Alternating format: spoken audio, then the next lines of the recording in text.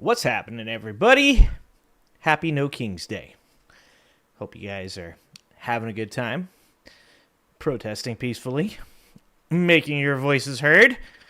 It's been a pretty good day, even for the little community that I live in. Pretty good showing for people. Lots of people out. Great signs. Some pretty amazing signs. I think my favorite sign so far is "Grab him by the noosie," which is a neck pussy. Just so you guys know, that's a thing. It's a thing. Did you say I'm locked in a safe, Mike? I don't think I'm locked in a safe. I do have. I have a special guest, guys. I don't. How many of you guys watched the Zoran Mamdani mayoral debate on Thursday, either on this channel or on this space? During that, everybody kept bringing up their cats.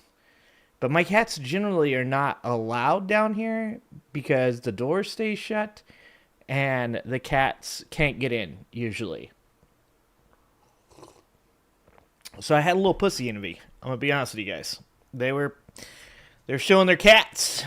And I was like, I got a pretty cool cat. And I can't show it to you because I don't have it right now. But, guys, it just so happens that one of my cats did sneak under the house and into the room. So I'm going to grab my cat real quick. Hold on. Special guest. Come on, mamas. Come on, Kitty. God damn it, Kitty. Come on, God damn it, Kitty. This is Macy Gray. This is Macy. Oh, mamas. The cutest of the kittiest. The Maciest of the grayest. She's a super cutie, but she's not going to sit on my lap because she's going to hate me talking. She might stay here for a minute. Nope, she's out of here. You going to say it one more time? Want to say it one more time? Say goodbye. She's just a tiny kitty, but she's a little savage. Okay? And back onto her pillow she goes. I did not know she had a pillow until apparently we have a pillow. I was wondering why there was dirt all over my couch down here. Turns out it's my cat's. We have a second cat. That's my cat. I picked that cat. We always pick our cats up from the pound. We always save kitties or save dogs, stuff like that. And I went to get a cat because my old cat, my big ginger cat, passed away after about 20 years. Super old cat. And I went to get a cat for everybody. And that cat just was like staring at me with such confidence that I was like, that's my cat right there. That's my cat. And that's my cat. That's Macy Gray. But my daughter has a cat, and her name is Amy. So that's right. We have two cats named human names. It's not confusing at all. And Amy's a fat black cat. But between Amy and Macy, there is nothing living within about 300 feet of my house. And I think that's a good thing, to be honest with you guys. Because I don't like rodents. Okay, I don't like mice. I don't like rats. When I was a kid, it's a very white trash thing to do. But that's right. We had rats as pets. They're gigantic ball sacks that they drag around all over the place. But not a fan. Not a fan of rodents. Don't like hamsters. Chinchillas. I've never seen a chinchilla, but I'm pretty sure I wouldn't like it. Okay? So, Macy there, little savage that she is, she definitely keeps the population down anywhere near my house. All right. Well, first of all, let's say hi to everybody in the chat. And let's talk about No Kings. We got all kinds of stuff to talk about today. Not just the No Kings stuff, but other stuff as well. So say hi to everybody. Alan with number 1. Ben, very close, Ben. Very close. But you got to get up early. You got to get up early to beat. You got to get up early to beat Alan and Woke Mike. Etch, what's happening? Etch, what's going on, everybody? What's going on, Paul? Good to see you, Paul. I saw that there's a bunch of No King protests over across the pond, so that's nice to see. Glad to see the rest of the world supporting America in protesting against the orange buffoon in office. Footage of No Kings rallies taking place across the states is inspiring. It's beautiful, Ben. It's great to see. And like I said, very peaceful. I literally saw some Republican guy, some conservative guy, one of his streams, one of the streamers, and he used a picture of like burning down buildings and stuff, and it cracked me up because if you click on the stream and go to the stream, of course, it's nothing but peaceful protesting, which is exactly what was going to happen. We knew it was going to happen. Yeah, so Poopy Lunch. First of all, dope name. Thank you for being over there on Twitch. Appreciate all of you guys that hang out on Twitch. Mystic. Good to see you, Mystic. Yeah, it was beautiful to see it around. And like I said, even the smaller communities, seeing these small communities turn out the way they did. I'm in a pretty conservative community. And still very, very active. A lot of people. Way more people than you would expect in a place this small. Let's see. Skelts, Liberty Day. Damn right. Michelle, what's happening, Michelle? Suzanne, damn right. Smash that like button, guys. Don't forget to hit the like button. Don't forget to comment. Don't forget to chat, because the more you do, the more people that show up and hang out with you guys and talk to you, and I get to say hi to as well.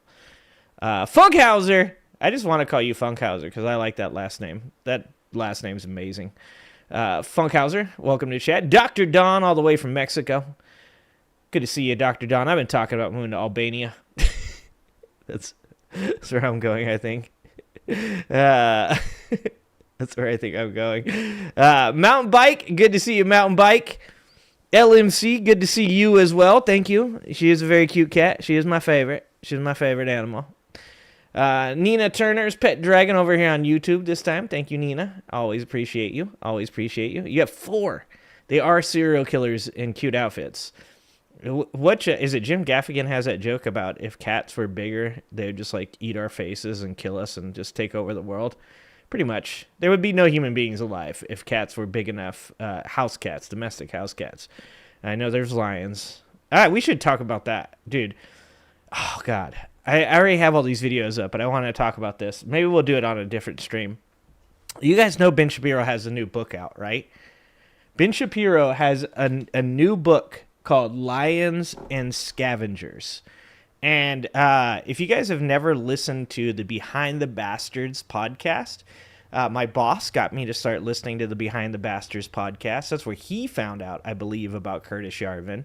But he was talking to me about it. And the other day I saw that they had a special guest on, and they were reviewing Ben Shapiro's new book, Lions and Scavengers.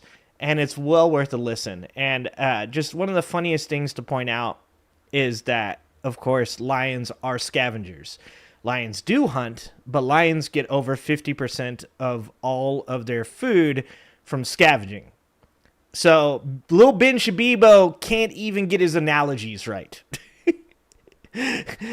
And as we all know, scavenging also very important to living, okay? Also called foraging.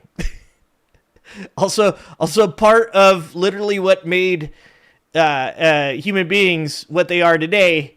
But just the fact that he can't even get the analogy to his book correct, and of course you guys understand, right? In the book, the conservatives are the lions, and the woke, blue-haired liberals are the scavengers living off the system. Mind you, I've been working since I was 14 years old. Literally started as a roofer in Bakersfield at 14 years old. Been working for 30 plus years now, but I'm a scavenger, guys. I probably pay more in taxes than Ben Shabibo does. Anyways, we'll have to watch that at some point, because I really like the Behind the Bastards podcast, and they just roast little Ben Shabibo's inadequate writing skills. He includes some pro-imperialistic Rudyard Kipling poems, and of course, allegedly Rudyard Kipling, I can't say his name today, Rudyard Kipling became more anti-imperialist later in life because his son, who he motivated to go off to war and fight against the Irish, ended up dying in that war, and it made him make a U-turn on his imperialism. So he includes a pro-imperialism Kipling poem, but it turns out that Nothing later in life that Kipling believed applied to that one. So there's a lot. And we'll have to watch that sometime. It was definitely worth watching. So check out Behind the Bastards, Lions and Scavengers. Yeah, so since lions sleep most of their life, we win. Well, and there's so much to it. Like I said, I could probably spend the entire show today just talking about all the stuff that's wrong with the lion analogy. The fact that the male lions don't ever hunt.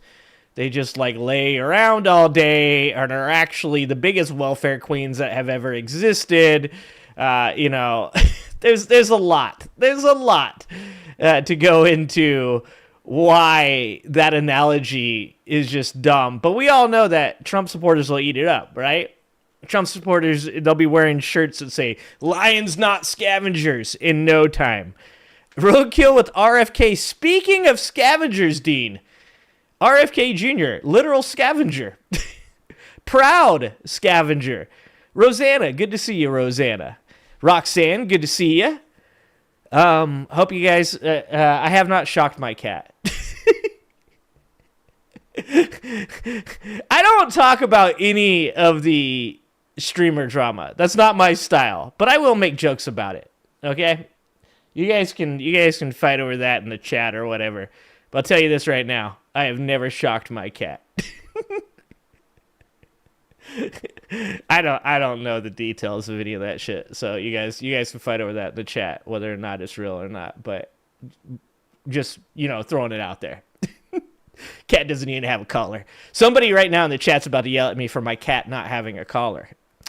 But see, I'm the type of person I worry about my cat having its collar get caught on stuff. I'm a free range cat owner. Okay, another thing that freaks people out, or it gets some of my woke lefties a little upset. I believe in the circle of life, the Lion King, lions, not scavengers, guys. And I live in the wild. I live in the forest, and there are coyotes, there are mountain lions, there are bears out here. And I think that just makes my cat tougher. Have I lost multiple cats in my time staying here? Yes, I have. They didn't make the cut, guys. I'm sorry. I know that hurts right here, okay? And it hurt me to lose them, okay? But I do not believe in keeping my cat in the house. I do not believe in declawing my cat. I'm a free-range cat owner. I let them out into the wild and let them do that. I've literally had really like super PETA people get really mad at me and be like, "Your cat kills other, small animals, though. Like, you're doing like a disservice to," and I'm like, you don't stop life, man. You let life do. And that's what I'm doing. I just let my cat go out in the wild. It's a free-range UFC fighter.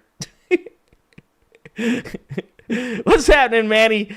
What's going on, Manny? Giving everybody some time to get in here and say hello, and then we can get right into all these videos. We've got some good ones today, and it's been a pretty good game, guys. Yeah, no decline. Oh, that makes me go full left wokey PETA member. When I see that people have declawed their cats, I'm like, "Oh, dude, what the fuck is wrong with you? Don't do that. Don't do that." They need those things. Like, it's like, I also, and once again, some of y'all are going to be mad at me. I don't like having birds for pets. You guys heard me say this before. Like, birds are meant to fly, man. Like, I can't own a bird for a pet because it hurts my heart to see a bird just in a cage. And like, I appreciate everybody out there that does have birds as pets. That is your thing. That is your thing to do. I am judging you. But that shouldn't really fucking matter to you. But I can't do it. I can't do it at all. We were talking about Groundhog Day the other day, and I was cracking myself up, making myself laugh, as I often do. And I was like, they probably keep that fucking, what is it, a badger?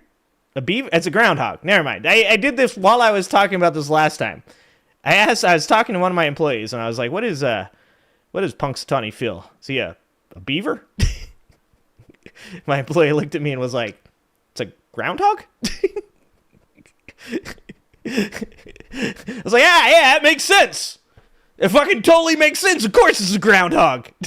Anyways, what I was saying, all right, was, it's so American of us.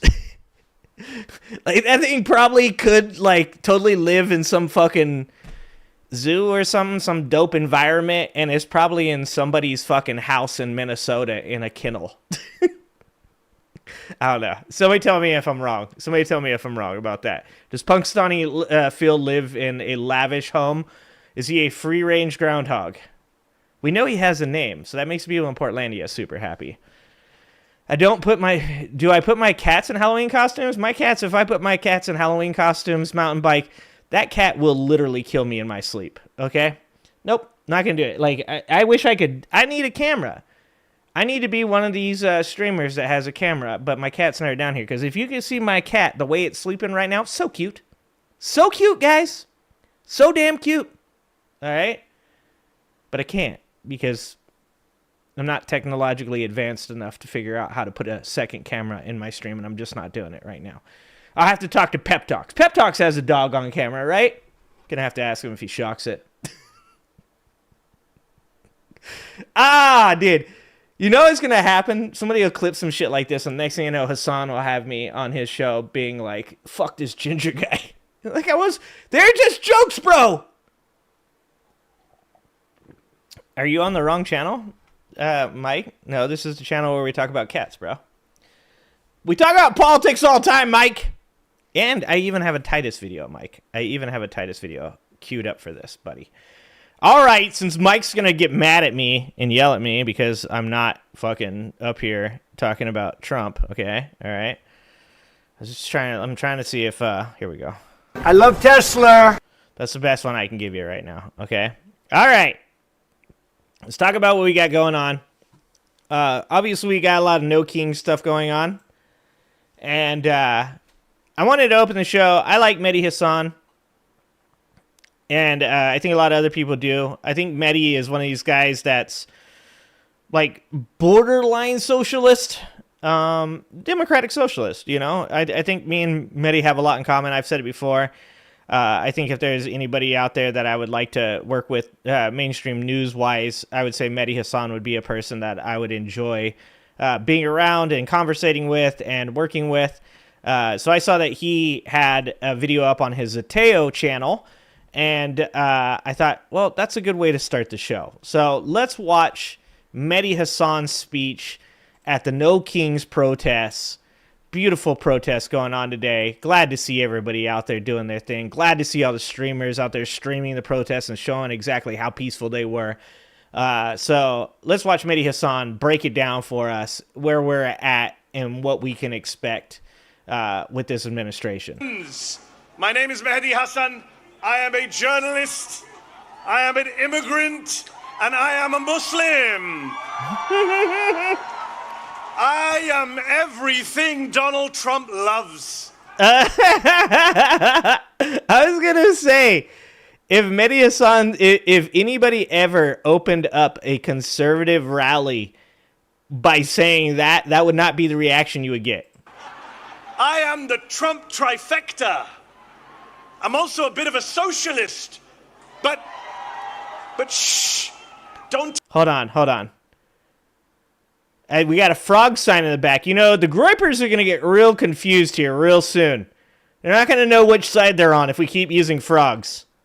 None of these signs are as good as the ones that I saw earlier. I mean, they're nice signs, but they're not as funny. Tell Stephen Miller he alarms quite quickly.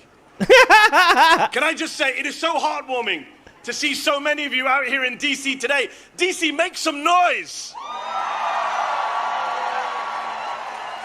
We need to make sure today that they hear us in the White House and in the Capitol.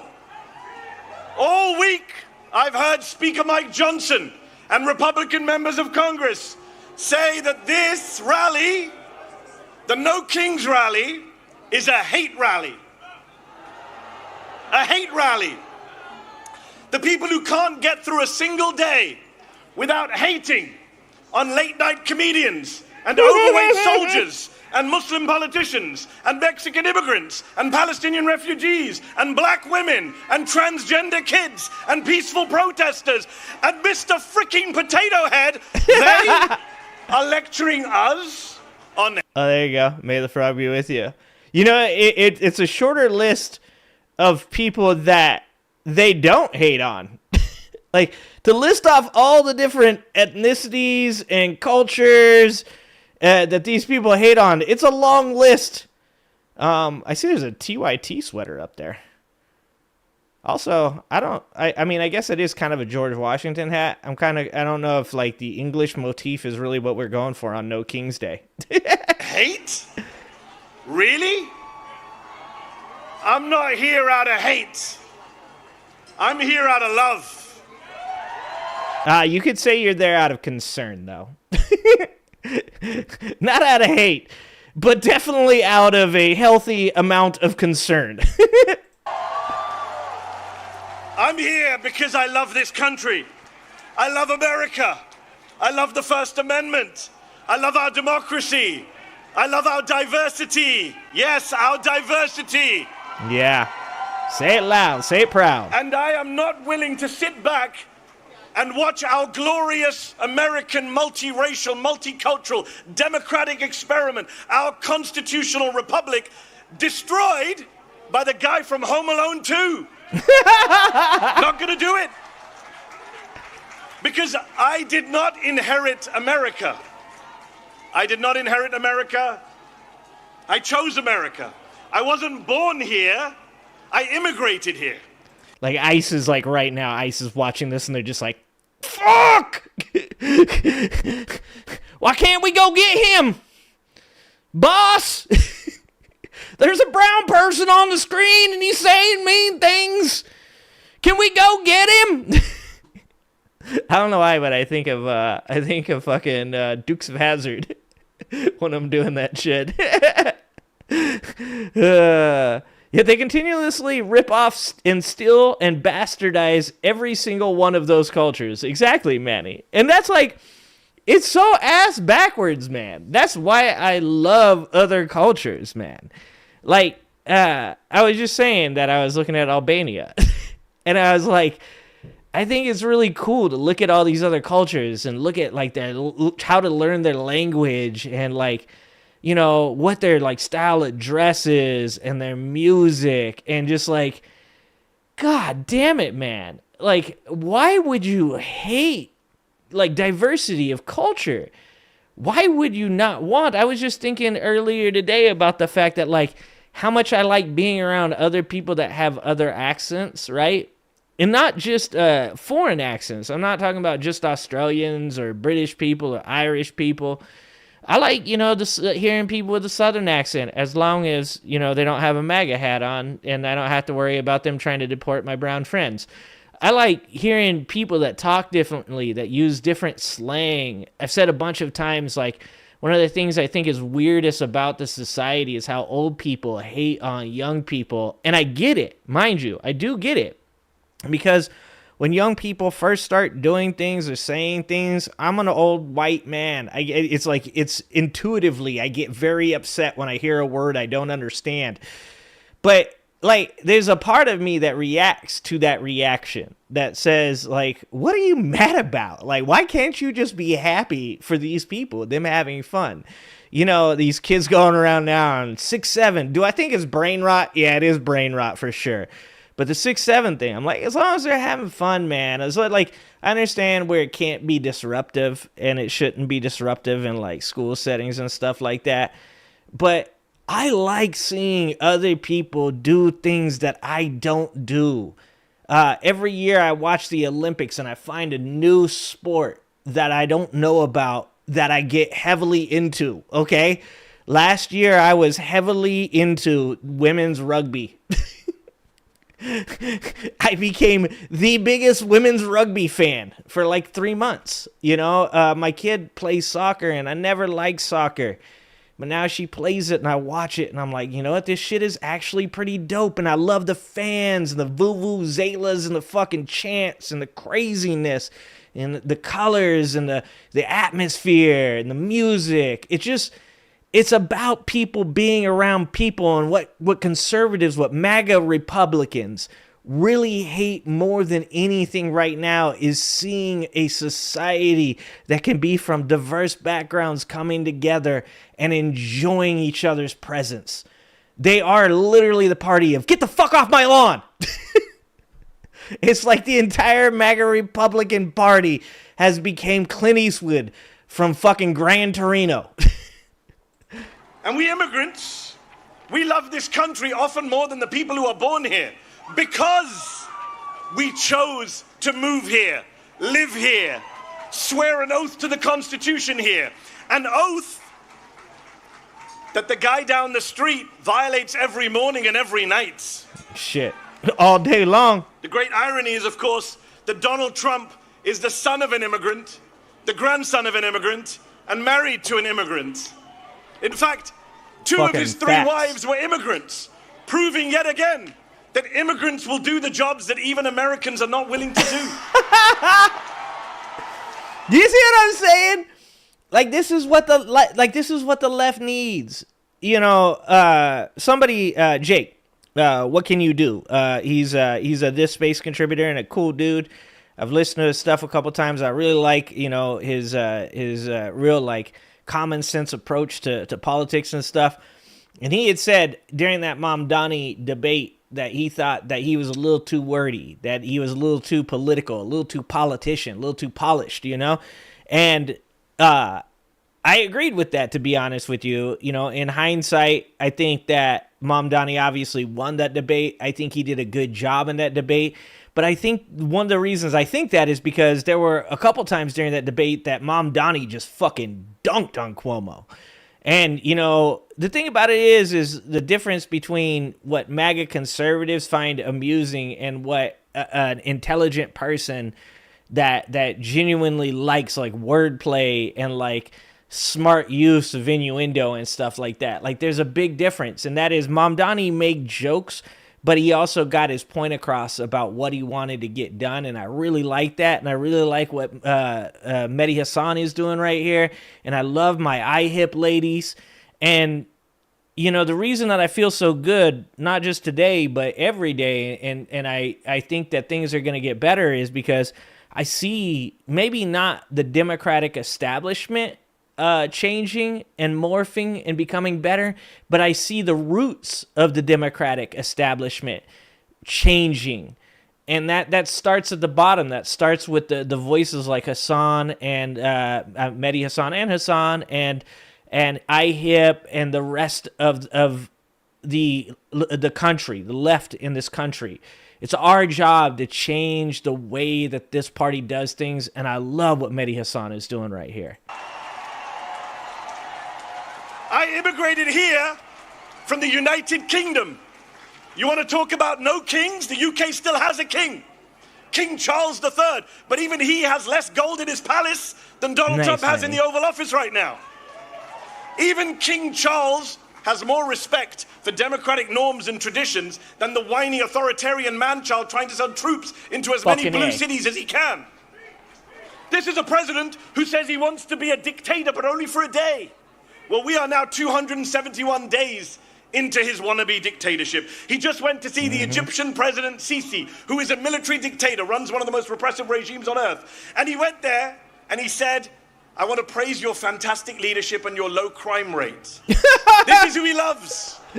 This is the autocratic leader he aspires to be. And of course, he was in Egypt hailing his Gaza peace plan, which is a ceasefire, yes, but not a peace plan. Donald Trump, the man who uses Palestinian as a pejorative, as a slur, has no plan for Palestinian freedom, no plan for Palestinian statehood, no plan for justice for the Palestinians who have been massacred and starved and genocided and ethnically cleansed for the past 2 years, including the past 9 months of his presidency. Meanwhile, Israel, for the past week, has violated the ceasefire again and again, killing Palestinians with impunity. Yesterday, they killed 7 Palestinian children during a ceasefire. You know, like, I've already said this, but it's already kind of nuts to even, like, you know, all good. look, do I support a peace plan or at least a ceasefire in Gaza? 100%. And if that comes at the hands of Donald Trump, I don't really care. Cool, good job. Like, I will give you credit for getting that accomplished. But let's be honest about what we're talking about when we say this. And that is, Donald Trump is the dude who enters after the other dude has completely beat the shit out of the other person and pulls him off and goes, I stopped that fight. Like, well, you didn't really. You watched it until the dude was unconscious on the ground and then you stepped in and pulled dude off of him, right? Like, can we just be real about that? I do hope, I think everybody does. I think whether you're pro-Palestine or you're an Israeli citizen, I think that everybody in their hearts don't want to see innocent people dying, right? And we don't care what the vehicle in which it takes place. We don't care who it is. We just want to see it happen. So, first of all, the lie of it being a peace plan. The Middle East is the holy grail of American presidents. And the idea that we're going to one day have peace across the Middle East, right? But it's a very untenable situation. There are a lot of factions over there, and I won't even put this on Donald Trump, though I will put it on America and on Israel for creating it, right? America destabilized Iran in the 70s, and we did it on purpose. We wanted the oil, we wanted regime change, and we've, just like America is warring the left versus the right here in America, America has used the factions within the Middle East to war against each other, so that way we can take advantage of those situations as well. Do I want peace in the Middle East? I want peace on earth, man. I'll go full fucking hippie with you right now. I want peace on earth. I want to see everybody happy. You know why? Because if we're all peaceful, then it's good for everybody, right? But do I see it as being even possible? No, I don't. And the lie of this peace agreement when Israel continues to kill people on the ground in Gaza, whether you're pro-Israel or you're pro-Palestine or you just don't care, it doesn't matter. That's not peace. You can't continue to kill people in Gaza and say that that's a legit peace plan. So, like, I'll be the first one to sit up here and say, I don't care who gets it accomplished. The stopping of young people and innocent people being murdered at the hands of whatever group of people is a good thing. But I'm not going to sit here and bullshit myself, and I'm not going to bullshit you guys, and I know Mehdi Hassan here isn't either, so I like what he's saying. There is no peace in the Middle East because, as Dr. King said, peace is not just the absence of violence, it is the presence of justice. Yes. There you go. There you go. So these are dark times. Genocide abroad, fascism at home, which is why it's so crucial that we gather, we organize, we rally like this. We mobilize, we pluralize, we bring people into the tent. We register voters, we defend voters, we become voters if we're not already. And one thing I want to say real quick about that is, he's right, we bring people in the tent. While you're inside the tent, don't knock down the pole. Don't knock down the pole holding up the tent because you're mad that somebody in the same tent as you doesn't believe everything that you believe. Like, we got to do better. And I think what happens is because we are so diverse, we do ask for so many opinions that people, like I said during that debate with Zohran Mamdani, I think that a lot of people want to react to Jake saying that Mamdani didn't do as good a job as he thought he could with negativity, right? Like, you want to be like, hey, fuck you, man, he did great. But it's okay. He wasn't chastising. He wasn't criticizing. He was just giving his opinion on that. And I really was happy the way the people at this space reacted to that. That, some disagreed, but they did so in a way that was appropriate. They didn't knock the tent out of the center of the pole. They stood next to it, holding on to it, and made sure nobody else knocked it out, and said, hey, this is why I disagree with what you said there, or your opinion. And that's really, really important, specifically now. We need more unity. We need more brotherhood. We need people coming together that legit have the same fundamental foundation of morals and what they want to accomplish in this country, and the understanding that we're not all going to agree on every single subject.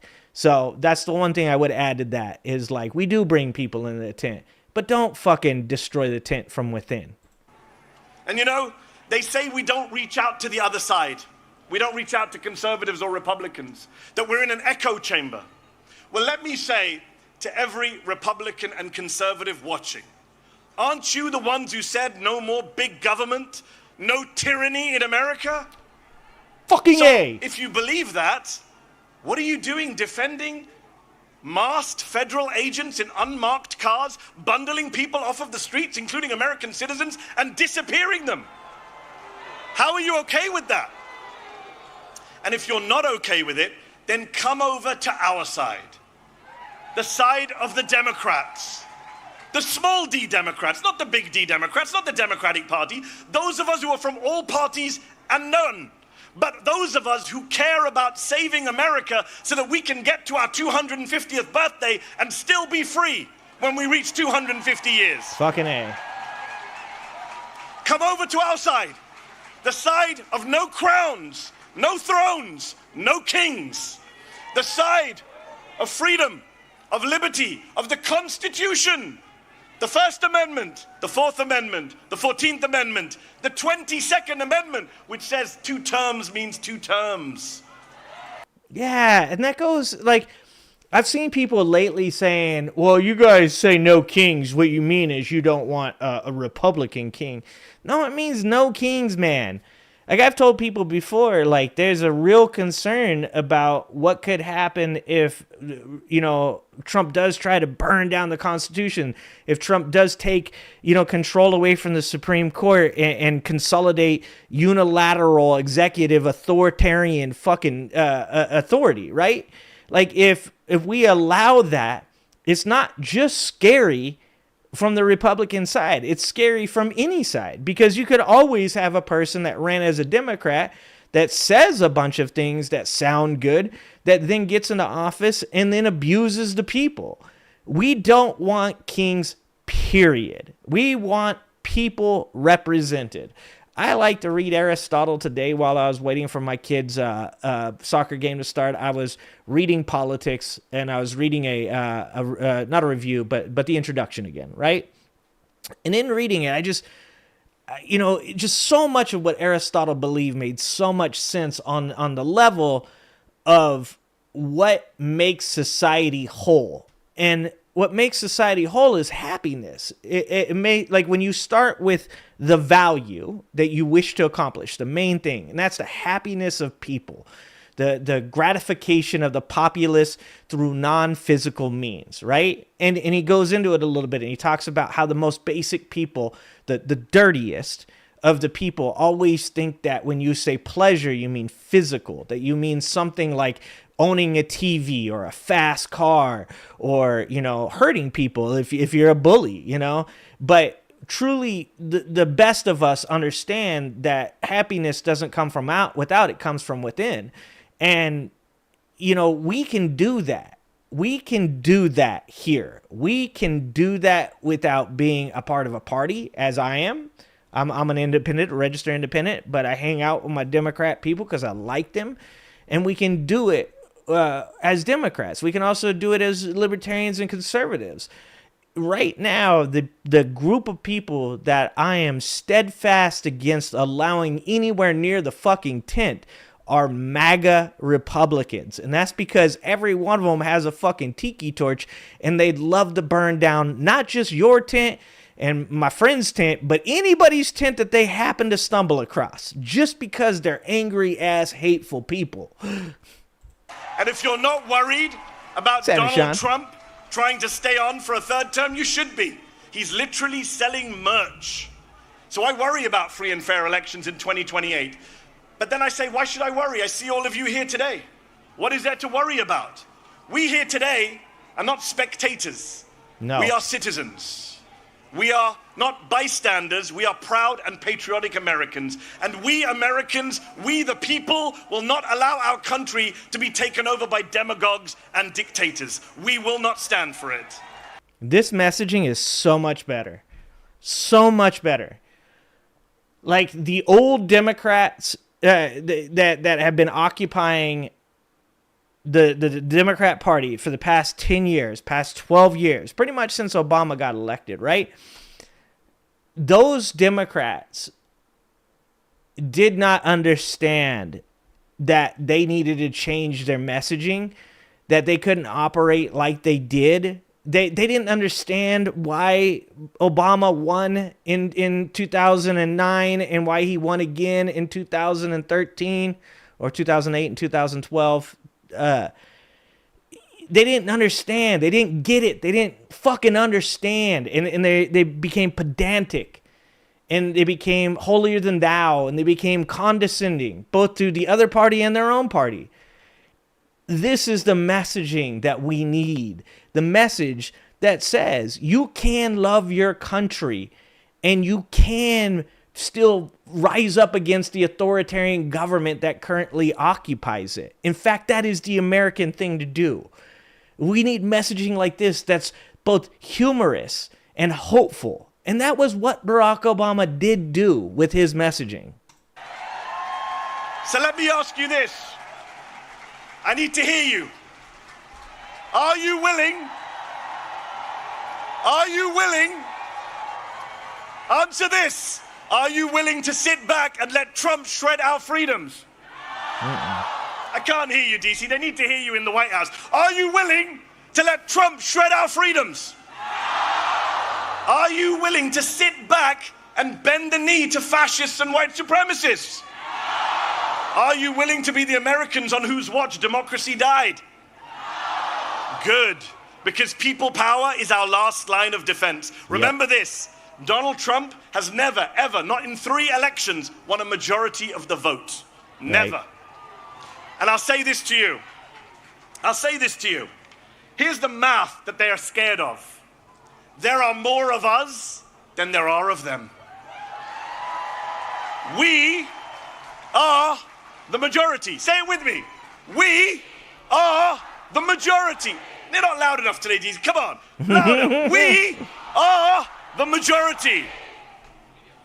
Yes, we are. And we have no intention of losing our country, our democracy, our freedoms to that twice impeached convicted criminal and his gang of grifters. No way.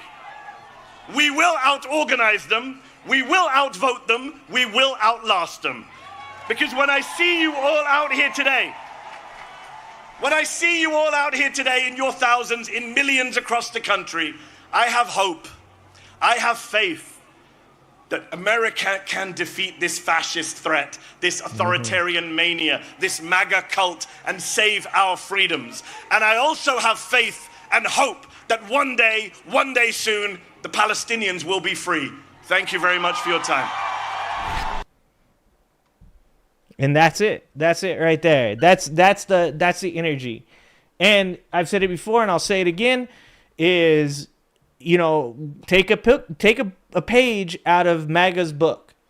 MAGA started January 6th, 2021, and they did not stop for 4 years. 4 straight years, they kept that energy. You got to do the same. You got to do the same.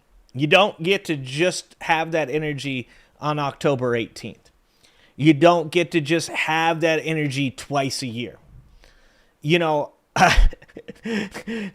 I share Facebook memes and I don't get 100 people liking it. I'm not monetized. I don't have any reason. You know why I share those memes? Because I have people in my family that disagree with me, that are MAGA, that I want them to hear the facts. I want them to see the truth.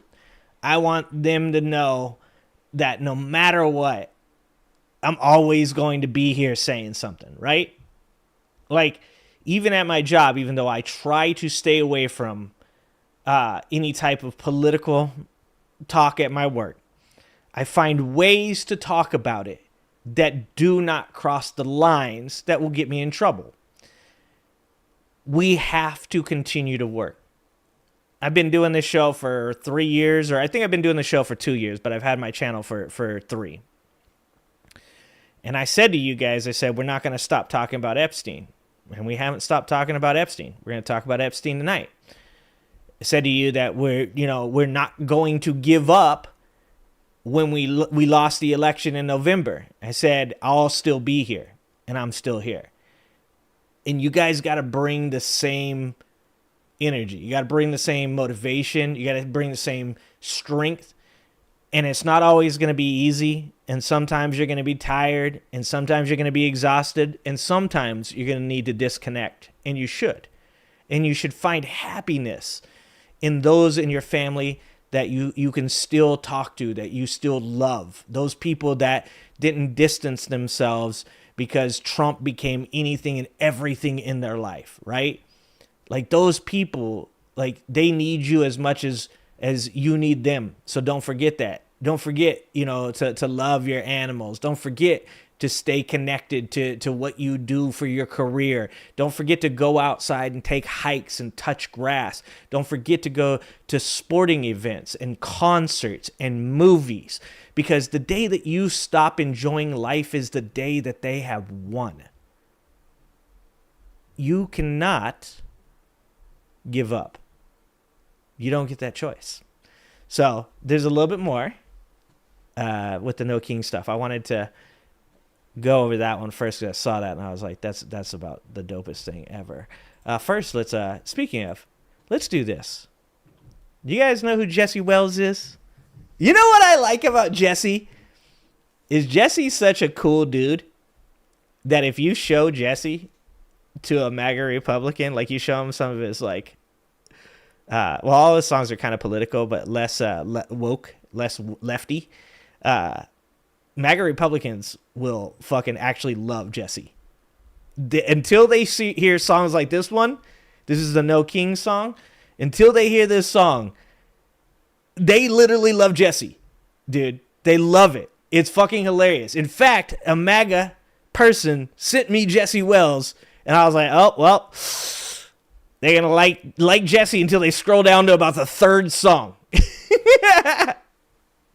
So if you guys don't know who Jesse Wells is like such a dope ass human being, a good dude, and to be honest with you, one of those old lefties. A little bit of conspiracy Jesse Wells delves into, okay?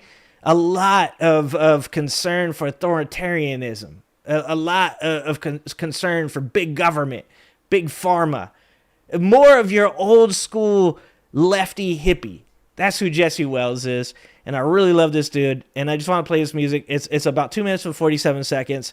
I'll try not to stop it. We'll let a good amount of it play. And if you haven't ever listened to Jesse Wells, I'm going to put his channel in the chat. And I want you guys to definitely go like and subscribe. Jesse's up to 620K. I think I found him when he had like 6K.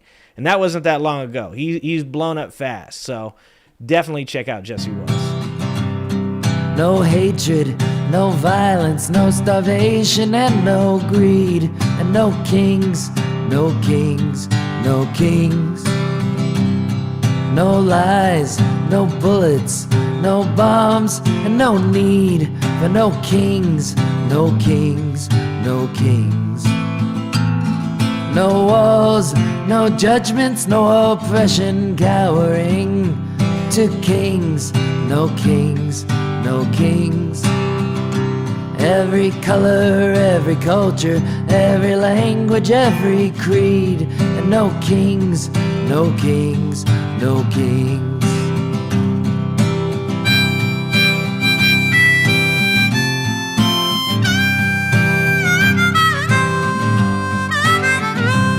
And the man plays the harmonica. Really gets me when he plays the harmonica.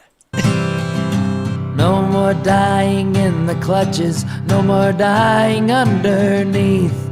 No kings, no kings, no kings. No more dying for the causes no one asked for, no one needs. And no kings, no kings, no kings. To all the dignity, the love that they deserve and need. No kings, no kings, no kings. The pursuit of happiness, the right to life and liberty. And no kings, no kings, no kings.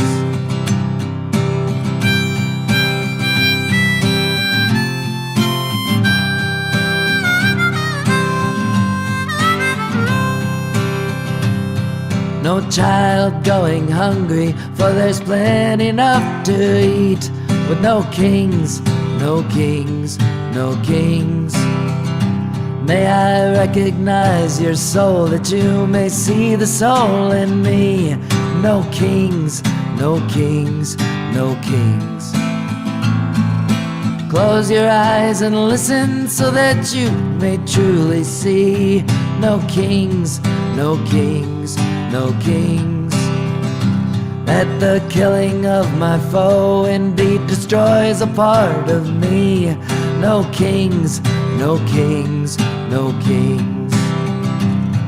No hatred, no violence, no starvation and no greed. And no kings, no kings, no kings. Yeah, it's Jesse Wells. And it is really important. It's really important that artists have the biggest impact in this world. Like I said, so many people will listen to Jesse's song on Big Pharma. So many MAGA Republicans, right? They'll listen to Jesse's song on Big Pharma and they'll go, yeah, man. Yeah, exactly. I love that. Fucking yeah. And then the next thing they'll listen to is Jesse's song on Palestine. And they'll go, okay, I agree with that too. Okay, I agree with that too. All right.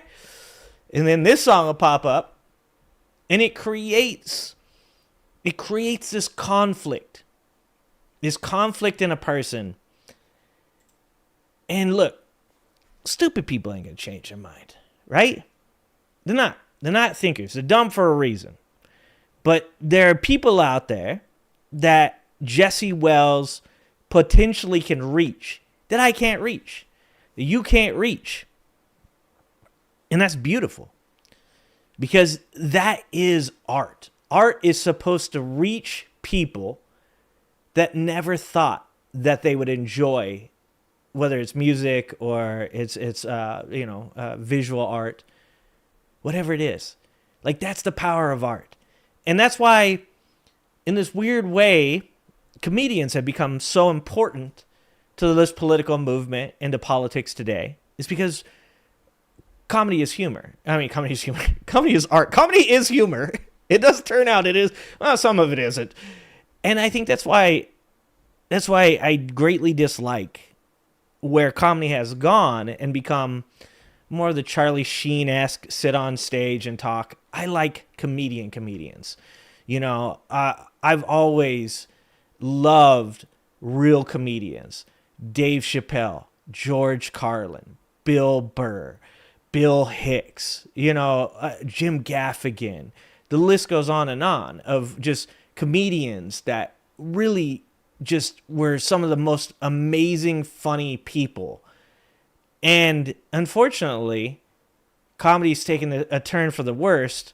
And I'm not one of these MAGA people that are like, comedy's dead and you can't say anything anymore. I think we say too much. And I think that too often do we go to comedians now to get their point of view on, politics and stuff. And I just can't, I'm not a person that's going to invest really heavily in the things that they say about politics, right? But I know that there's a lot of people out there that do, and when people stand up for other people, when comedians stand up for other people instead of standing up for their own self-interest and their own grift, then that's when art is beautiful. Because like I said, like Aristotle said, it's really about what exists inside of you that you can give to people outside of you that makes them better people. And we have this nice closed loop of facilitating positive change in each other.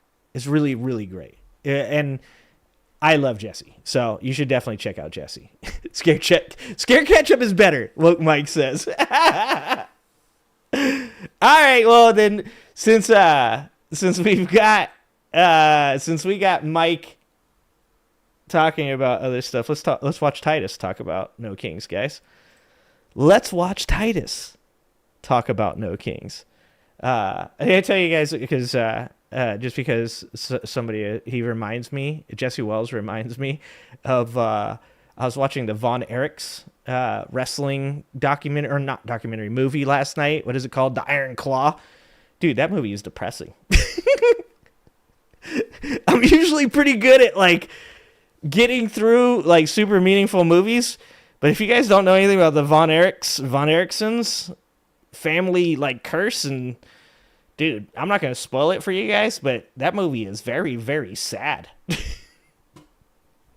Anyways, little movie review for you at the beginning of the video. Let's watch Titus and let's get his take on the No Kings. An update. This episode sponsored by ProtestSource.com, home to everything you need to protest safely, be seen, be heard at ProtestSource.com. Nice. And now here's Christopher Titus with this week's Armageddon. Wait, is that the Antifa website? Is that the Antifa website that Trump's been talking about? An update. You guys like how Trump's like, their gang, they all have the same sign. And I'm like, brother, have you seen your own rallies? Have you seen your rallies? Fucking deport them all? Witch hunt? Fucking 4 more like literally, you're talking about yourself. I'm Christopher Titus, people, and this happens to be the Armageddon update, the No Kings protest. It's here tomorrow, Saturday the 18th, and boy, do the Republicans have a problem. Dude, that is spot on. That is exactly, that is, if you had to explain to somebody without, like, if this was charades, okay? If this was charades, or wait, what's the picture one where you draw the picture? That one. If it's the one where you drew the picture, this would be it. If you gave somebody this right here, you'd be like, Portland protests, No Kings. Problem with free speech. When I am president, this whole rotten system of censorship and information control will be ripped out of the system at large. If you burn a flag, you get 1 year in jail. We took the freedom of speech away. But Mike Johnson, the Speaker of the House, has called the No Kings rally the Hate America protest. It does look like Ned Flanders.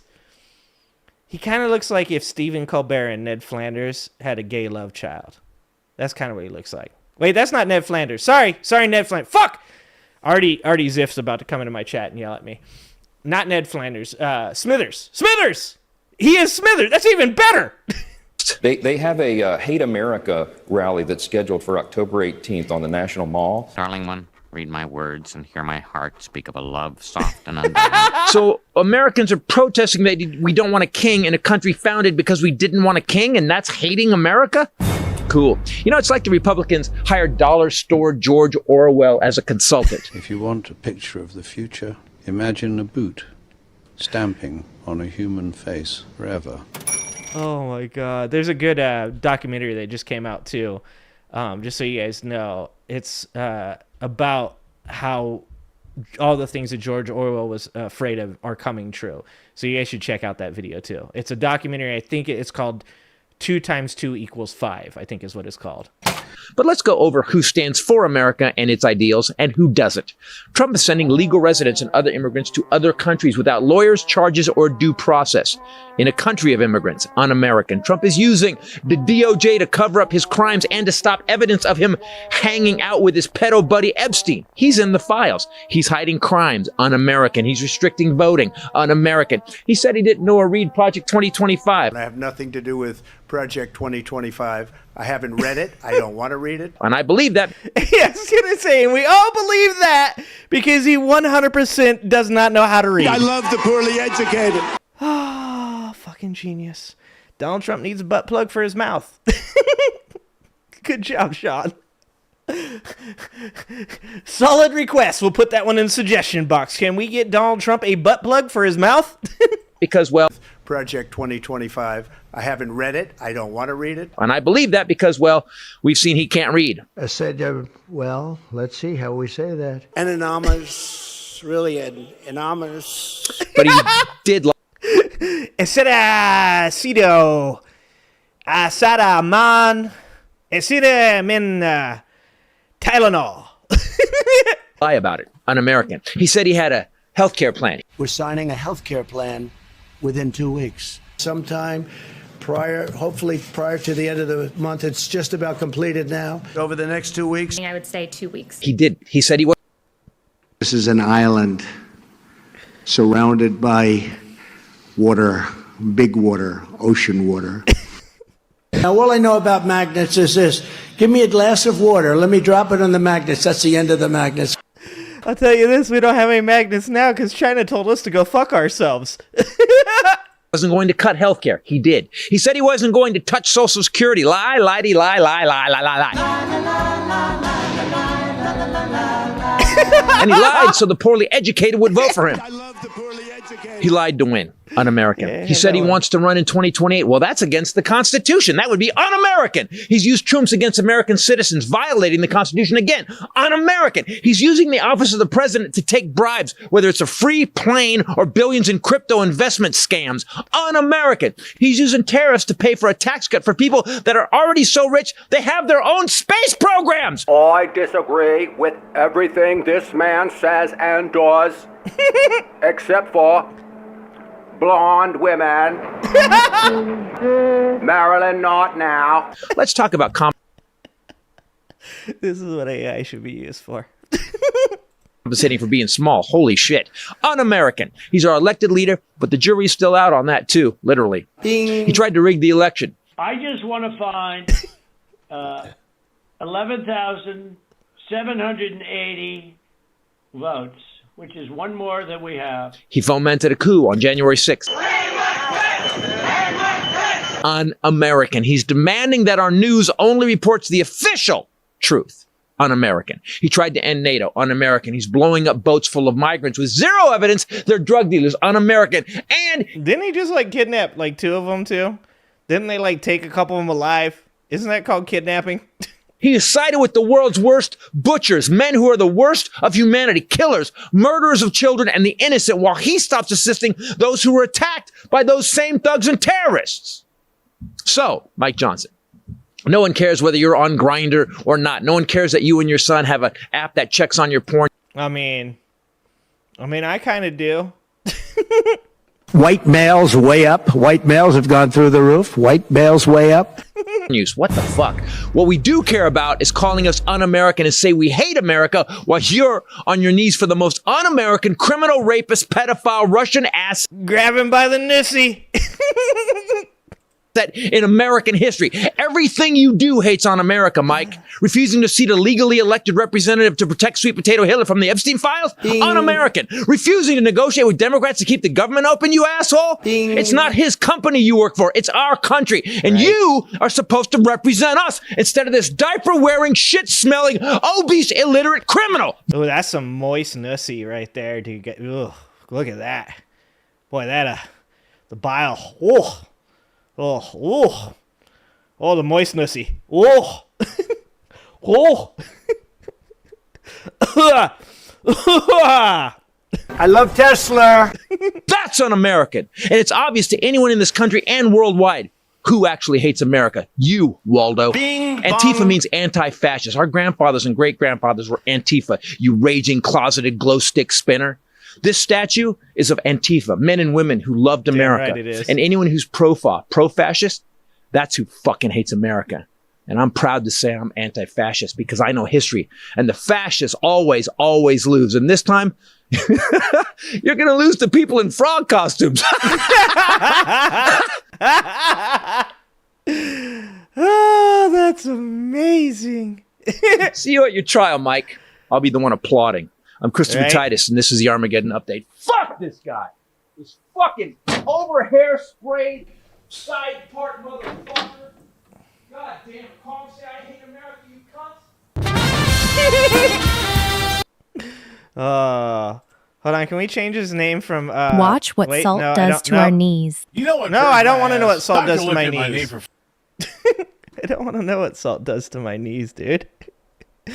Can we change his name from Taco McKinkletits to Taco McMoistnussy?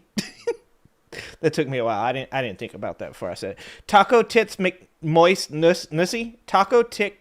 That's a tongue twister. Taco Tits McMoistnussy Cankles. Hold on. We're going to work on that one. You guys work on that one. Brainstorm it. Let's get a think tank together. Let's get some APAC money behind it. Okay. Taco McCankle. Okay. Taco Tits McCankle Moist. Nope. You guys do it. You guys figure it out. Let's get APAC on that. I don't know where to go from here. Not sure how to segue this now. Oh. Stay hydrated, guys. Stay hydrated. Yeah, I still messed it up. I know I did. Taco McNissy. Somehow we gotta get moist in there, though. We gotta get moist in there somewhere. Because there's nothing worse than moist nussy. Somebody needs to make some God damn it, I am so bad right now. Somebody needs to make some AI prawn of Elon giving that moist McNissy the proper treatment. Oh, I'm 12. Oh, I'm 12. I did work myself into a bad corner. No one puts the ginger in a corner. Oh, Jesus Christ. I'm gonna vomit. I'm sorry. Apologies, guys. Apologies. Oh, God. It's like legalized comedy. Oh, this is the one I should have played. Yeah, you effing with some wet-ass P-word. Bring a bucket and a mop for this wet-ass P-word. Give me everything you got for this wet-ass P-word. Oh, God. Yeah, for this wet-ass N-word. Oh, that was going to get me canceled. Oh, it's a nussy. N-word, meaning Trump's neck genitalia. Okay. P-word. P-word is female genitalia. Neck genitalia is a whole nother story. That is different, guys. That gives a whole new meaning to throat goat. Deep throating.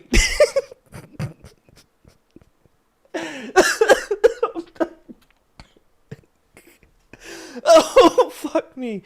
Oh, that's what his neck said.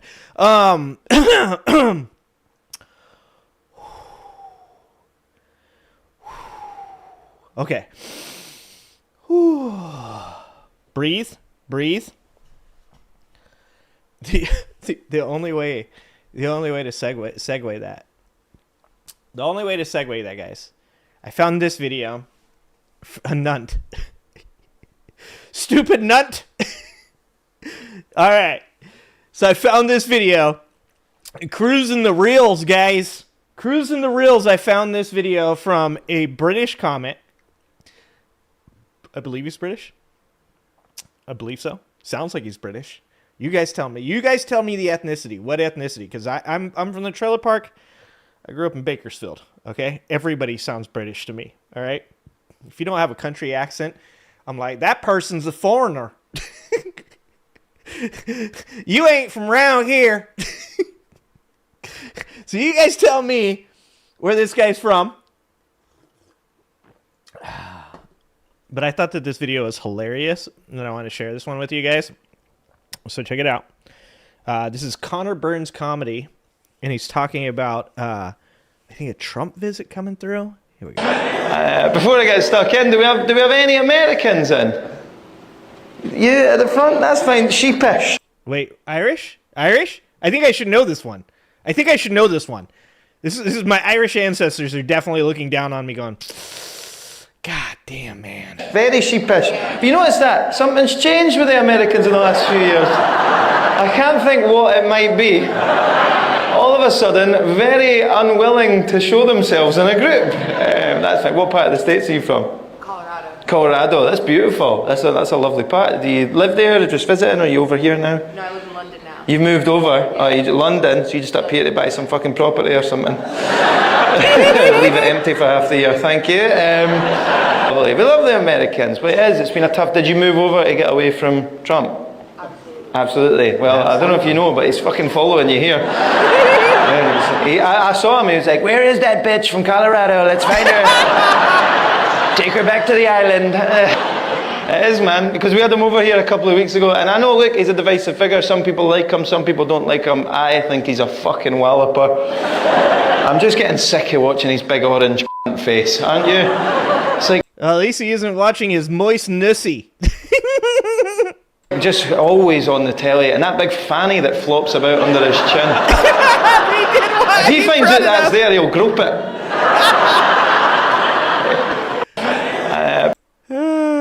Gripping the moist nussy. Scottish. Okay. I guess I should have got that one. I guess I should have said Scottish. That's a pretty good call. And that's becoming a thing now. And, you've even got people like me. Like, I'm, gonna get the passport ready. Get the kids passports. Get everybody passports. And people are thinking about it, right? People are thinking about getting out of America to get away from Trump, to get away from the things that are going on. Me, myself, I have a friend who's been out of the country since Trump was elected. I asked him when he was coming back. He's over in, I think, Vietnam right now. He said, not until Trump's gone. So he's making the rounds out there and, looked up a lot of stuff to do with moving to Albania. Albania, one of those places that you can move to as an American without any, monetary requirements or having a job or anything like that. I believe you can stay for a year there, and then you have to leave for like 90 days, and then you can restart your residency. And then there's also places like the Czech Republic, which is one of my employees brought up the other day, the Czech Republic being a good or a cool place to go to. I believe you can do 90 days there.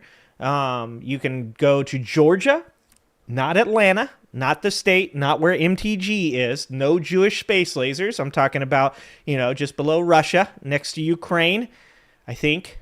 I'm not great with geography. Little sussy baka going on in Georgia right now because, they're obviously in 2014, 2016 was an invasion by Russians into there. But you can stay there, I think, 36 months. And then I think you only have to leave there for like 24 hours. And then you can go back and restart your residency there. The Philippines, I think you have to do it every 3 months. You have to renew residency, but you can do that for like a year. So a lot of people are thinking about leaving the country. A lot of the people are trying to get out of here. And, you're going to see comedy like this about those people because now you're the immigrant. Now you're the person going to these other countries and you're like, I don't speak that language. I am so sorry. You guys aren't going to go all Trump and shit and kick me out, are you? Because I really don't want to, like, it's like people come here to America and they're like, please don't deport me back to Venezuela, right? We're going to be over in like fucking Albania going like, please don't deport me back to America.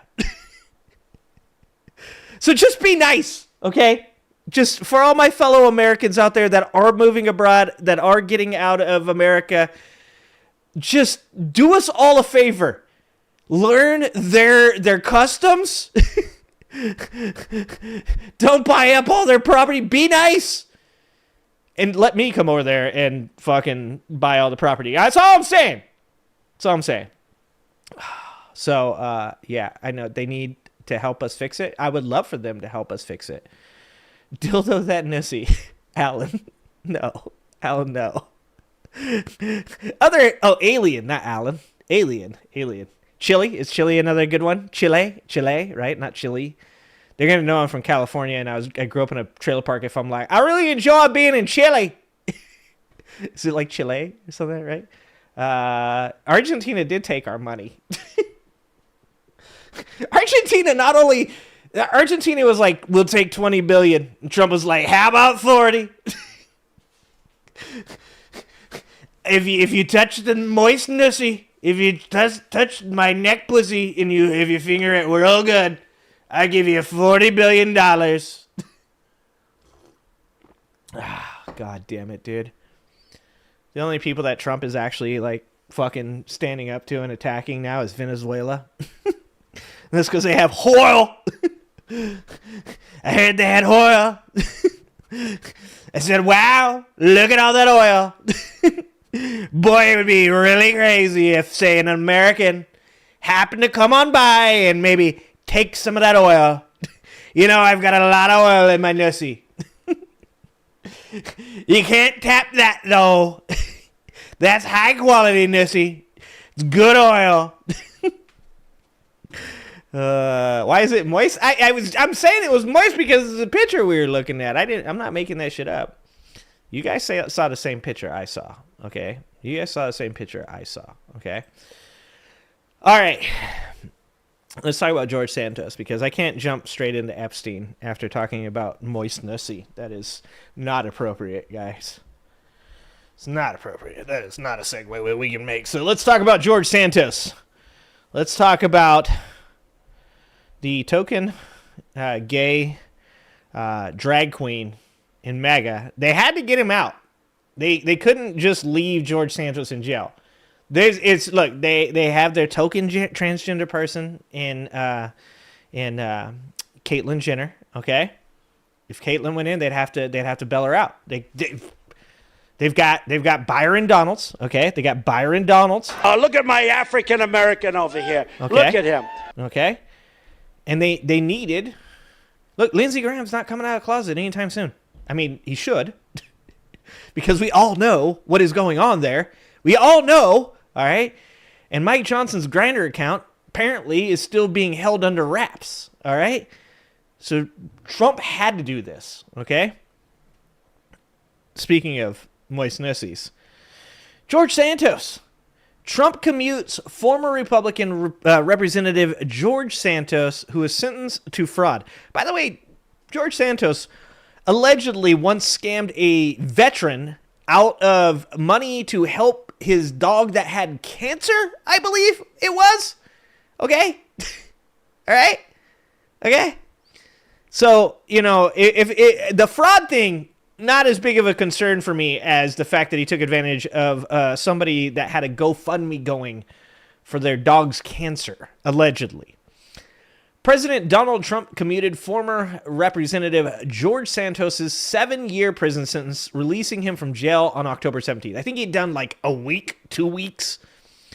Santos, a 37-year-old Republican from New York, reported to the Federal Correctional Institution Flatiron Satellite Camp in New Jersey on July 25th to begin a 7-year prison sentence. But did he actually? He did. I guess he was in there from the end of July, so August, September, so he did 2 months. For wire fraud and aggravated identity theft. As part of the plea, he admitted to filing false campaign finance reports, charging donors credit cards without authorization, and fraudulently receiving unemployment benefits, among other acts that began years before he ran for Congress in 2022. Santos was also ordered to pay more than $370,000 in restitution to his victims, but he will no longer have to under the terms of the commutation posted on X by Ed Martin, the U.S. attorney. So just to go over that real quick. He scammed MAGA. He scammed MAGA. And MAGA's like, yeah, let's let him out. Let's let him out. I love the poorly educated. Fuck yeah, you do. Holy shit. He scammed Republican donors. Charged their credit cards without authorization. He claimed he played Division II volleyball. We all knew that was a fucking lie, okay? Even Tulsi Gabbard did not like George Santos. I don't know if you guys have ever seen that video of Tulsi Gabbard giving George Santos a hard time back when she was on Fox News. Even Timu Rogue was like, fuck that. This guy sucks. Dude, he scammed MAGA. And they're like, well, you know, we need our token gay dude. Santos represented parts of Queens and Long Island for 11 months. He recently published an open letter directly appealing in fawning language to Trump, who has previously bestowed pardons on high-profile supporters. Oh, look at that picture. Can we just for a second, look at that hair. That looks like Donald Trump's hair. Him and Trump have similar hair now. There's not a lot going on up there. Just shave it off, dog. It's time. Just go all natural. I'm telling you. Bald is beautiful. George Santos was somewhat of a rogue, but you gotta say this in Trump's voice, even though he probably did not write this. George Santos was somewhat of a rogue, but there are many rogues throughout our country that aren't forced to serve 7 years in prison. At least Santos had the courage, conviction, and intelligence to always vote Republican. George has been in solitary confinement for long stretches of time and by all accounts has been horribly mistreated. Therefore, I just signed a commutation releasing George Santos from prison immediately. Good luck, George. Have a great life. I don't know. He might have actually wrote that one. It doesn't say thank you for your attention to this matter at the end. Santos was exposed after his victory as a habitual liar. He falsely claimed to have worked at prestigious Wall Street firms, to be Jewish and related to Holocaust survivors, and to have had multiple degrees from colleges he never attended. Reporting also showed, and Santos later admitted, that he had fabricated a vast real estate portfolio, had a past marriage, and been charged with writing bad checks in Brazil. Why are we not bringing up the fact that he said he played Division II volleyball? That's the most important thing we need to talk about here. He was expelled from Congress in a bipartisan vote following the release of the House Ethics Report. Many of his fellow congressional Republicans were harshly critical of Santos after his crimes emerged. This was before it became completely okay to just be a absolute fuck-all criminal and just, like, be brazen about it, right? Like, this is, like, about a year ago when people were still like, well, maybe we shouldn't allow people to, like, scam their own supporters and lie directly to people's faces. Seemed like a good line to have. New York Representative Mike Lawler, who got told to shut the fuck up the other day by Hakeem Jeffries, said Santos was a sociopath who defrauded voters and donors, adding that the evidence was overwhelming. Coming from Lawler, that is scathing. Some continue to hold that position after Trump's announcement. Andrew Garbarino, who nobody fucking knows, a Long Island Republican, said Santos willingly pleaded guilty to federal crimes and then complained about having to serve his sentence. The victims of his crimes still have not been made whole, including the people he stole from and voters he defrauded. Garbarino said in a statement, he has shown no remorse. The less than 3 months that he spent in prison is not justice. Marjorie Taylor Greene, however, an ardent Trump supporter with a maverick streak, asked Trump to commute Santos's prison sentence in July. She's forming her own fucking little rascals, guys. Marjorie Taylor Greene is forming like the fucking hard dirt fucking Avengers, okay? The Dirt Vengers. All right? Like, I can only imagine what her caucus is going to look like. You guys know what I'm saying there. House Democrat leader Hakeem Jeffries probably told him to shut the fuck up. A New York Democrat immediately criticizes Santos' communication on social media. Donald Trump has time to free serial fraudster George Santos from prison, but he can't be bothered to address the Republican healthcare crisis crushing working-class Americans. The extremists are insulting you every single day. And he's not fucking wrong about that. Even though, once again, Hakeem, grow a set. We got to be meaner than that. You got to be meaner than that. He needs to hire those Latina ladies that Gavin Newsom has working for him. Hakeem, just go talk to Gavin, please. Since his first term, Trump pardoned some of his closest allies for crimes such as financial fraud and witness tampering. Some well-known figures he received pardons included Charles Kushner, father of Trump's son-in-law, Jared Kushner, not weird at all, and a fellow real estate billionaire, former Trump White House chief strategist Steve Bannon, and former Trump campaign chairman Paul Manafort. Just everybody in his administration. Immediately upon assuming office on January 20th, 2025, Trump pardoned over 1,500 rioters. Of course, some of them pedophiles, some of them domestic violencers, some of them SAers, some of them got shot by cops because, they're violent people because they're pieces of shit. Who stormed the U.S. Capitol on January 6th. In April, Trump pardoned Paul Walzak for tax crimes 3 weeks after his mother attended a $1 million per person fundraiser at Mar-a-Lago. You don't say. You don't say. Like, MAGA are the dumbest fucking human beings on this planet. I love the poorly educated. Like, they will literally put together the wildest fucking conspiracy theories to try to figure out that there is a fucking child trafficking ring underneath a pizza place that doesn't have a basement. They will figure out how a boat that got stuck in the Suez Canal somehow was transporting allegedly all of these children that Hillary Clinton was having brought over to fucking America, and Trump was going to come there and free the children out of these fucking transit boxes, right? All of that. They will literally do all of that. Yet if you go, isn't it weird? Isn't it weird that this guy's mom went to a $1 million dinner and then, like, not long after that, he was released from prison and pardoned? And they're like, no? What? Brenda, you think it's weird? You think it's weird that this man's mom gave Trump $1 million and then he got pardoned? You think that's weird? It doesn't sound weird to me. It's probably not connected. You know the moon landing ain't real, right? Fucking this country is so dumb. This country is so dumb. How did we get... Well, I know how we got here. What am I saying? I know how we got here. Speaking of dumb, and speaking of MAGA, these two topics, they go together. They go together like peanut butter and jelly.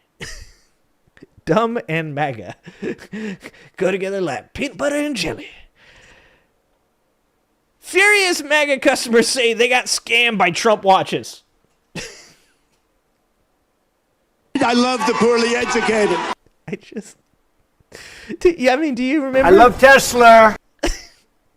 It's a bunch of Republicans now that own electric vehicles. They're like, Brenda, why do we own an electric vehicle again? Wait, do we still like Elon? We do? Are you sure about that? God damn it. They're just not very smart people. Person, woman, man, camera, TV. Okay. Some MAGA supporters who paid for Donald Trump watches are seriously ticked off. That pun, that's a 10 out of 10 pun. The majority of reviews for Get Trump watches on Trustpilot give the company just 1 star, with some people complaining that it is a scam.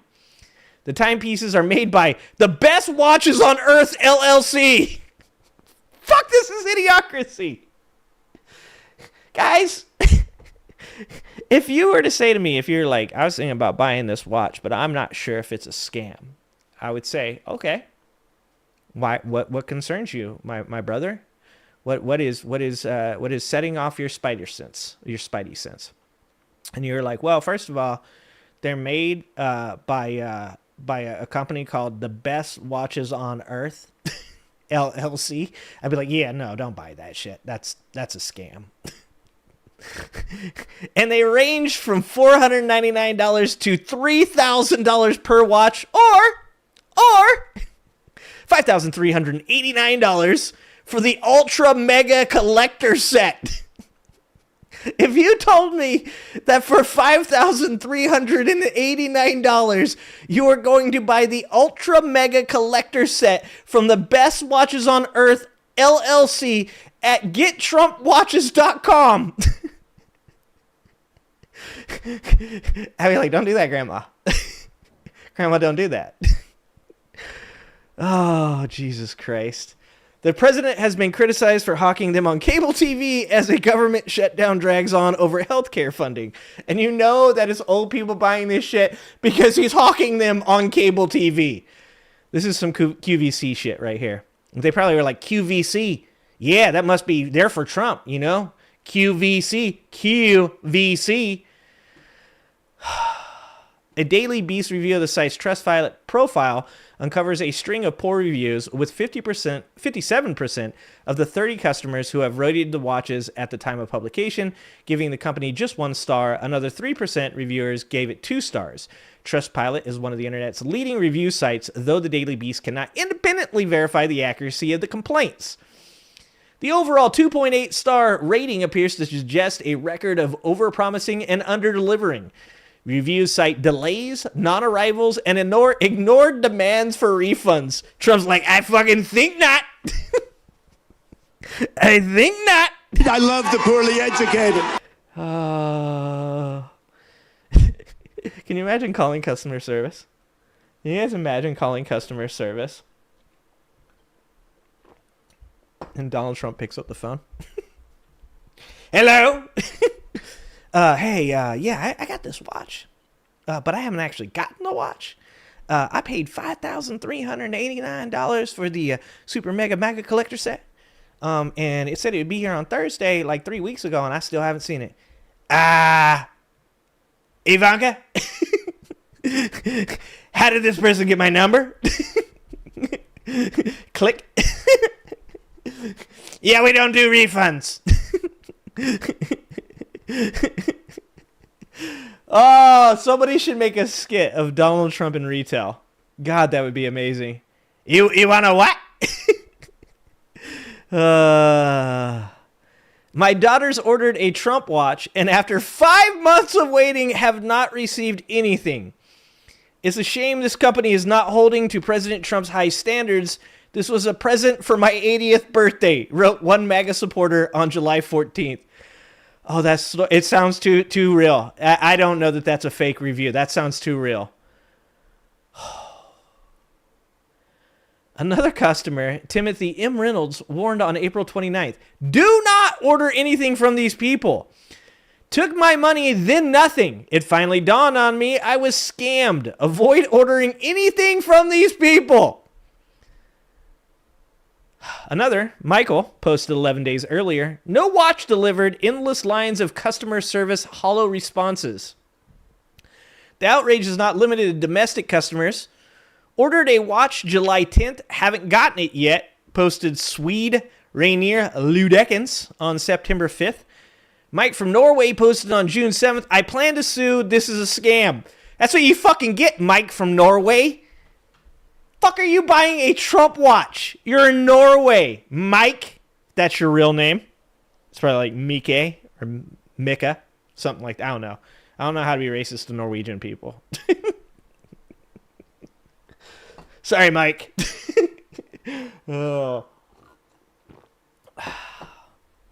On January 8th, Let Me Be Frank from Switzerland, a country famed for its watches, wrote, absolutely horrible customer service. Do not buy any of these garbage products. Avoid like the plague. The Swiss know some watches. That is true. The customer criticism is all the more pointed given that Marco Rubio, Trump's Secretary of State, said in 2016, if he hadn't inherited $200 million, you know where Donald Trump would be right now? Selling watches in Manhattan. Why is this timeline so stupid? Literally, the guy who said that is in his administration. But if the negative reviews are to be believed, the 79-year-old's attempts to corner this market are not going very well. Here you go. From Terry Barber on September 3rd. I wish President Trump could be notified how bad this is. You got to read this one in a country accent. I'm telling you this right now. Terry is from the South, all right? I wish President Trump could be notified about what this company has done to customers. I have read many stories of people who never even received their watch. Our experience is we ordered the red watch, limited edition 250 on May 2nd. Waited till May 31st to receive the watch. I wrote to them every couple weeks asking when this was for a specific occasion date. They eventually answered, shipping soon, you'll be notified. Then the watch finally arrives, May 31st. Husband loves it. All his friends love it. Then after 55 days, my husband realizes the watch is gaining a few minutes every week. So he had to keep resetting time. This is a country person. This is supposed to be automatic wind. That's why I paid so much for it. I wrote them several times. They eventually sent label to send it back. That was on 7/28. Today is 9/3, and they are still giving me excuses. It's checked. Every excuse. My husband now would just like the money back. counting the original 32-day shipping time, and now the 34 days they've had it for repair. They have had the watch longer than he has. Horrible company. I'm sorry, Terry. The Daily Beast contacted the Best Watches on Earth LLC on Saturday for comment. An auto-response warned, please note that we may have received a large number of requests and may take additional time to provide you with a response. You don't say.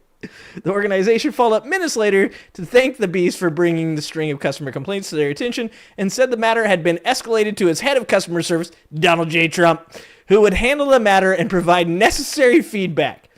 The following day, the head of customer service, a man known only as Ryan, replied to say the reviews seemed to be, what else? Fake news! He said tens of thousands of satisfied people have purchased Trump watches and claimed that 2 of the irate reviews had since had their complaints resolved.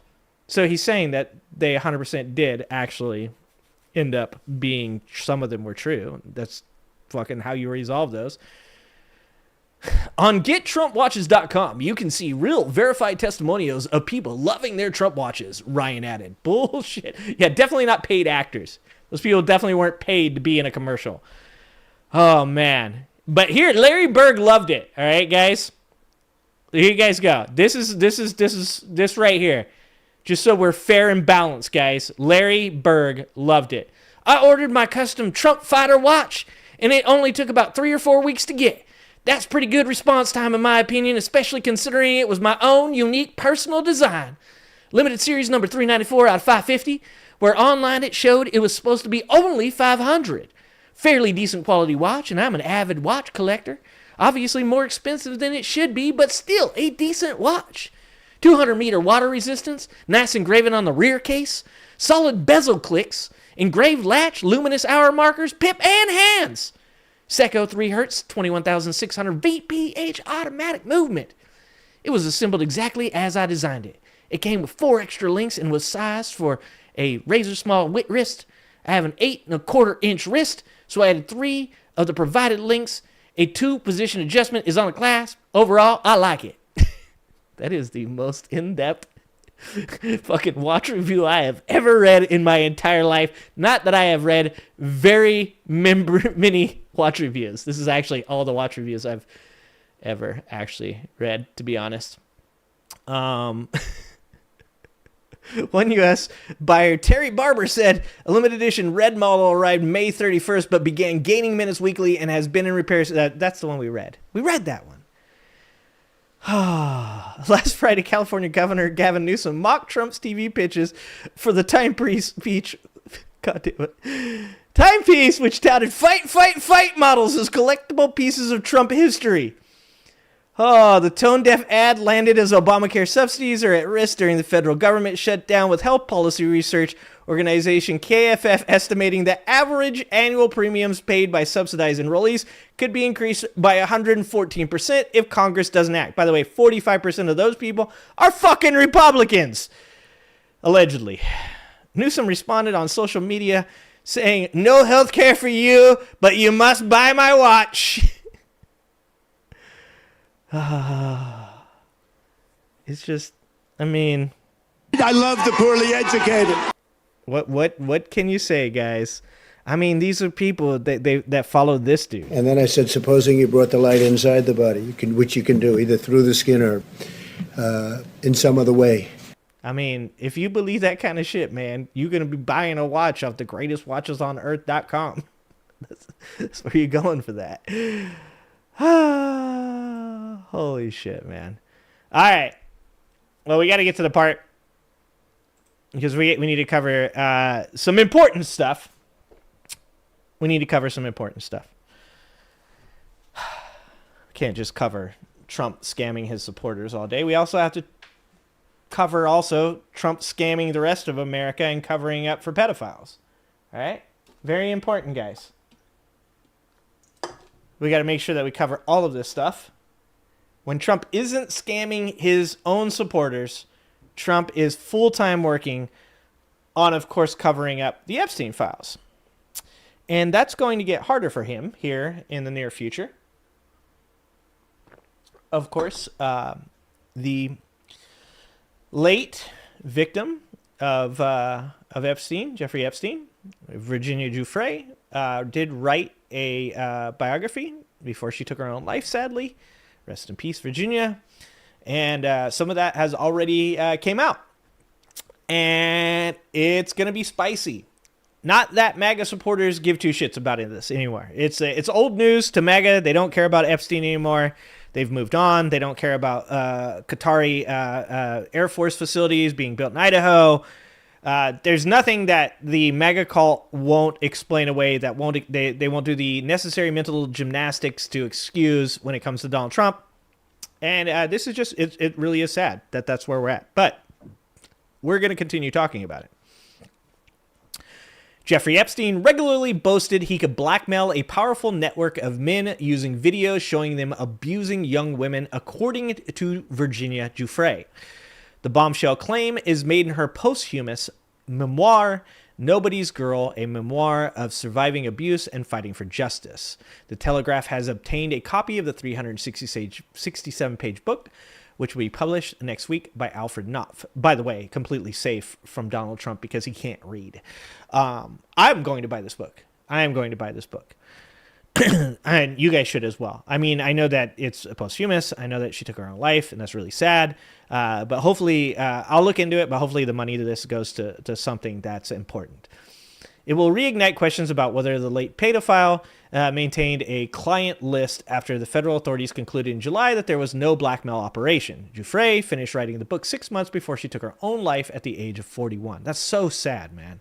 Like to live as a survivor, as a victim of Epstein and of these elites, including Donald Trump, who are covering it up, with that pain for that long, and then take your own life, without ever seeing justice. It's incredibly sad. She describes learning about Epstein's death in 2019, suggests it was possible he could have been murdered in his jail cell. He'd always suggested to me that those videotapes he so meticulously collected in the bedrooms and bathrooms of his various houses gave him power over others. Read that again. The videotapes he meticulously collected in the bedrooms and bathrooms of his various houses. She's not saying just like on the island. She's saying, his various houses. The one in Palm Beach, probably. The one in New York. I mean, I don't think he ever closed on the second island. Zorro Ranch was another place in New Mexico that he owned where he planned on inseminating 200 women at a time. Like, that's real. I have a video on it. Go check out the video that I made on Zorro Ranch. I think it's over on the Angry Ginger Live Clips channel. He wanted to inseminate 200 women at a time. He explicitly talked about using me and what I'd been forced to do with certain men as a form of blackmail, so these men would owe him favors. Could it be that someone who feared exposure by Epstein had found a way to exterminate him, she asked. Elsewhere in the book, she questions why information about video seized from Epstein's Manhattan home were never made public. Over 400 pages, Giuffre describes her first encounter with Ghislaine Maxwell at the age of 16 and how the British socialite recruited her as a masseuse for Epstein. And this is really important, too, because obviously right now Donald Trump is, he's, who is Ghislaine? Ghislaine? I don't know a Ghislaine. Never heard of her. It's been a long time. Maybe I'll pardon her. Of course, he just pardoned Santos.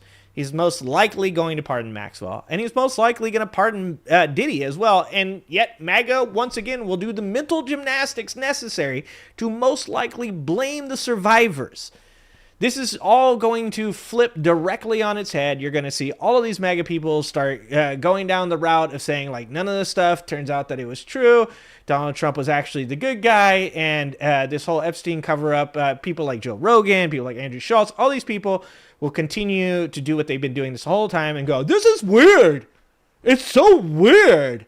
It's so weird that he's like, he's not going to do anything about it. He's like, isn't that weird? Like, Jesus, I can't make the impersonation I do dumb enough for how dumb this is. Like, yeah, it's weird. It is weird because you're fucking brainwashed. The guy, who else covers up? Like, for pedophiles, fucking pedophiles. He loves to help people, Giuffre remembers Maxwell saying. The British socialite is currently serving a 20-year sentence for procuring underage girls for Epstein. It was the start of a 2-year ordeal that she says included being trafficked to a string of wealthy or influential men, including prominent scientists, a former prime minister, a politician who was about to be elected governor, and the Duke of York. So we're going to get some names out of this. That's what I'm going to guess from this book. We're going to get some names from this. And maybe that is why she took her life. Maybe she didn't want to deal with the backlash. She'd already suffered enough through all this shit and didn't want to live through the types of death threats that she gets from sick-ass people that are in MAGA that would send death threats to a woman that was abused as a child. That's fucking insane. So hopefully we get some names out of this. The Duke has denied all the allegations, and a civil claim brought in the U.S. was settled out of court with no admission of guilt. Of course, here's the picture of him with Giuffre. That's weird. It's so weird. It's so weird. Fucking hate these people. Epstein was arrested in 2019, charged with running a sex trafficking network involving dozens of underage girls at his homes in New York and Palm Beach, Florida. Investigators seized a safe from his Manhattan townhouse containing a video, audio tapes, CDs, and hard drives, which that's really important because it's like, okay, so they have videos. And literally, Pam Bondi said, yeah, like you'll be a changed person after you've watched these videos. If you're forced to watch these videos, you're going to be a changed person. You'll never be the same. And then she's like, there's no videos. There's no evidence that these people ever trafficked anybody. It's fucking insane. Giuffre had rebuilt her life in Australia by the time of his death on August 10th, 2019. The news hit me with an almost physical force, she wrote. I guess I didn't believe someone who'd exerted so much power over me could ever die. That's how everybody feels about Trump right now, I'm sure. She soon realized that she was grieving, not because the world had lost a monster. That was a good thing, she wrote. No, like all of Epstein's victims, I was grieving the death of my ability to hold him accountable for what he had done. The official explanation was, of course, that Jeffrey Epstein had taken his own life, and it comes straight from fucking the Trump administration. Dan Bongina, Neck Bongina himself, and Crazy Eyes Cash Patel, and then fucking Pam Bondi and Donald Trump all say, nothing to see here. Don't worry about it. You guys are dumb. I know my supporters are dumb, and you guys are going to just have to be just as dumb as them, so that way this shit goes away.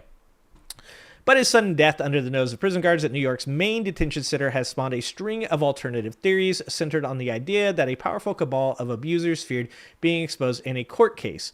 As the details came out, nearly everything about Epstein's death seemed fishy, wrote Giuffre, who concludes, I can make a case for either suicide or murder. The fucking victim is capable of critically thinking about this, whereas fucking the most majority of MAGA are not. That's insane. Being in jail, she explained, stripped him of power over young girls and the chance to rub shoulders with the rich and influential. That certainly could have made him want to end it all. The question of Epstein's death and his client list have roiled the Trump administration all year long, but of course, nothing has been done about it. In July, the Justice Department and the FBI said they found no evidence that the disgraced financier kept a client list or blackmailed prominent associates. Rather than drawing a line under the case, it's simply heightened accusations that the truth was being hidden. But MAGA seems to have forgotten about that because I don't hear any of them fucking talking about it at all now. They're like, no, we haven't forgotten about it, but we're just not going to talk about it at all. I'm even on the fucking Charlie Kirk might have got shot over that fucking comment about the Epstein files needing to be released. I think that shit might actually be true. That shit might actually be true. Allegedly. Where are those videotapes the FBI confiscated from Epstein's houses, she asked. And why haven't they led to prosecution of any more abusers? In their memo, the Justice Department and FBI said the videos contained illegal child sex abuse material and other pornography. Okay. Who was in those videos? And we're going to just keep talking about this. We're not stopping. We're never going to stop talking about this. We're going to continue talking about this until these victims get justice, man. I don't care who it is. I don't care if it's Clinton. I don't care if it's Trump. I don't care if Trump only, covered it up. Whoever's covering it up, whoever is involved in it, whoever this man trafficked people to, everybody needs to be held. If there's evidence, put his. But he, not too long ago made me aware of the fact that no. Epstein specifically after Jeffrey Epstein was originally found guilty in 2009. And look, I think Noam Chomsky's got some pretty fucking based ideas on the economy and on, the middle class and the issues in America. But I'll be 100% with you. I did not like the way he fucking responded to criticism of him being, having any type of relationship with Jeffrey Epstein. And if there's evidence that Noam Chomsky did anything, I don't give a fuck if he's 97 years old and fucking on a respirator, then he also should find himself on trial. If there is evidence for any of these people, then they should go on trial, regardless of political affiliation and regardless of whether or not I liked them previously or not. But there's one more Epstein thing I wanted to cover. And there's actually quite a few that just came out. So I want to say this before we start doing this. And I've said it a couple times before, but I want to keep saying this because this is very important. Because they're going to change the narrative on all of this when the files are forced to be released, right? Donald Trump is not releasing any of this information. Every single bit of this information is either coming from Virginia Giuffre's book, from the Epstein estate, from leaked emails. None of it is coming from Donald Trump or his administration. I want to be clear about that because at one point when these files do come out, MAGA is going to completely change this. They're going to say, Trump released all the information. What happened to Biden's administration? Why didn't Biden, like Trump, actually... It's like the Gaza thing all over again. It's like Donald Trump created this peace plan. Oh, it turns out it was Biden's peace plan. It turns out that Donald Trump came in at the end and signed off on the peace plan, which is great. Fucking awesome. Glad to hear fucking that, allegedly they're going to stop killing children. That's great. But that's not what actually happened. So I just want to be completely clear about that before we jump into this. So that shit's on video and people know I said it. All 1,000 of you that watch my videos. So Epstein had dinners with a top Florida prosecutor on his case. Documents show. Jeffrey Epstein had multiple appointments, phone calls, and dinners with Matthew Mincool? Don't know how to say that name. Matthew, the Miami U.S. Attorney's Office chief criminal prosecutor who spearheaded Epstein's sweetheart deal in 2007, newly released documents show a tranche of over 8,500 pages of records from Epstein's estate, released by the House Oversight Committee Friday, which is led by Democrats, show that Epstein's calendars and emails reflect that Matthew, who left the DOJ in 2007, had multiple meetings or dinners with Epstein in 2011, 13, and 17. Lawmakers also referred to a photograph of Matthew on a ski trip with Epstein sometime in the 2000s, but didn't produce the photo. Contacted on Friday, Matthew initially referred the Miami Herald to a 2020 statement he had previously sent the Herald in response to questions about whether he had a business relationship with Epstein. He said, I had no business relationship with Mr. Epstein at any point, not before, during, or after my tenure at the U.S. Attorney's Office. He added that Epstein had tried to get his firm to handle some of the civil litigation associated with this case, but we declined. Seems a little bit sus. After publication, Matthew told the Herald that he never skied with Epstein. I bet he did. I bet he skied a lot with Epstein. I bet he skied a ton with Epstein and Trump. Fucking moist nussy himself was getting a ski job. He did not deny that he had met with Epstein after he left the U.S. Attorney's Office. Epstein's 2008 deal allowed the New York financier to escape federal sex trafficking charges that could have put him in prison for life. It also gave immunity to others involved in his crimes, many of whom have never been identified.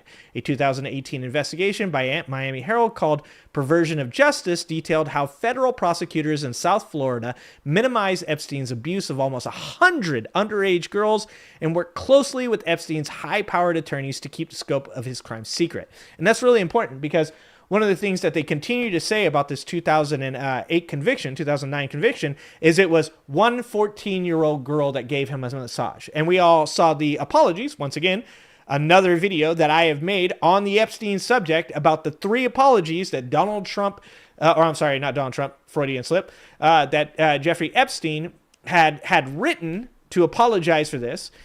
all minimized that he had done anything wrong. And that video is actually coming out sometime this week. It was also part of a live stream recently, I believe on Wednesday.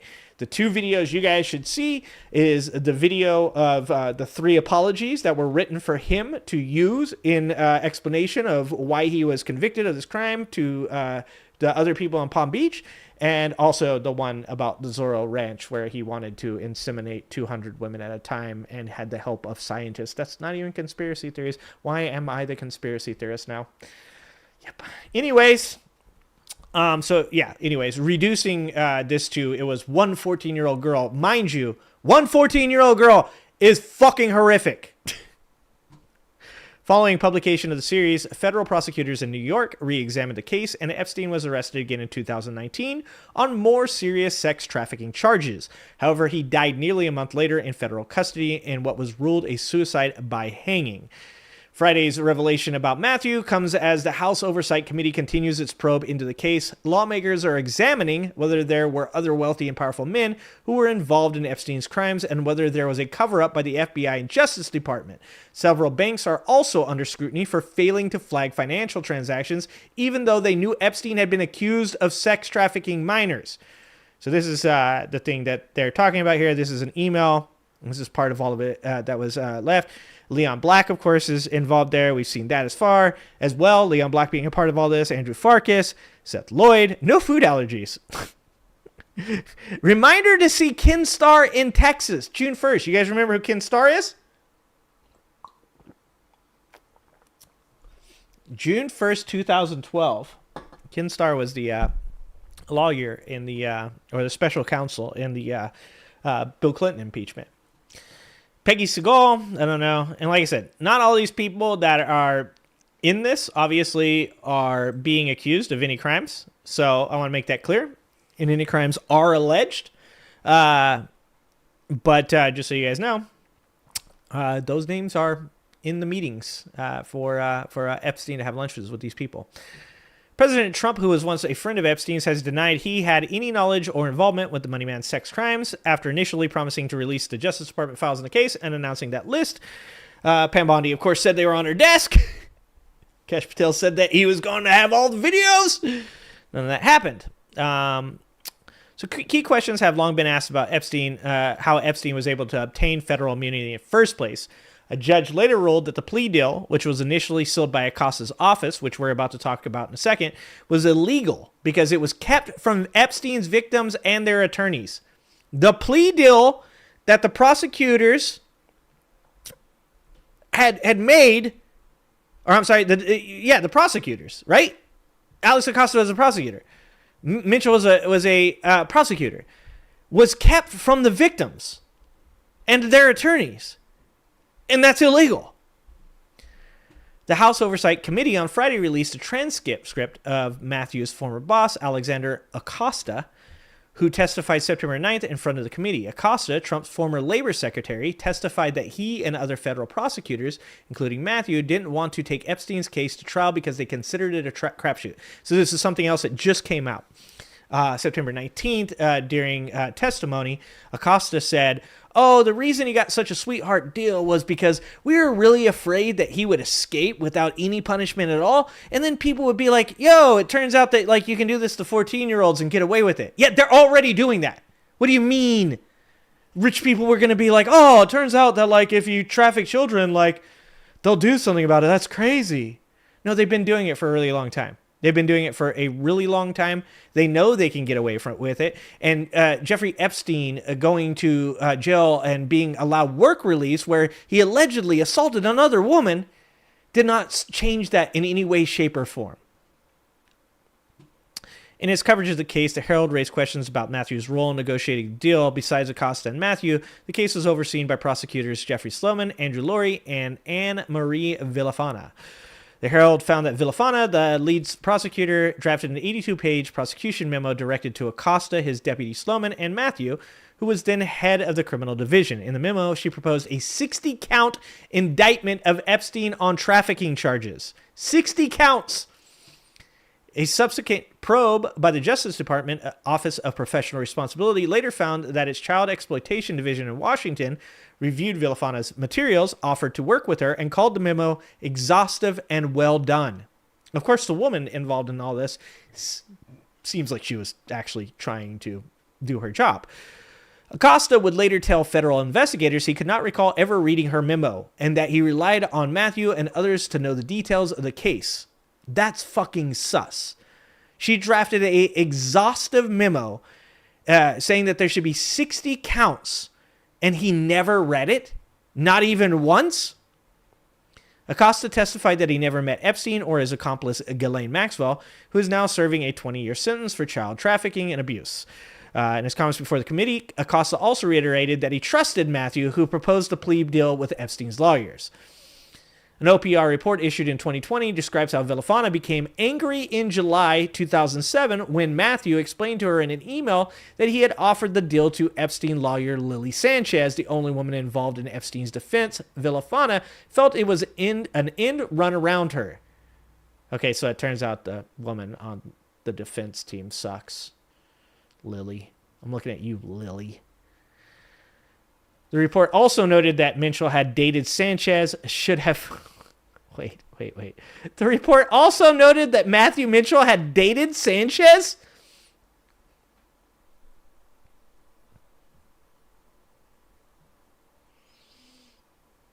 The prosecutor had dated Epstein's defense lawyer that he then gave this sweetheart deal to.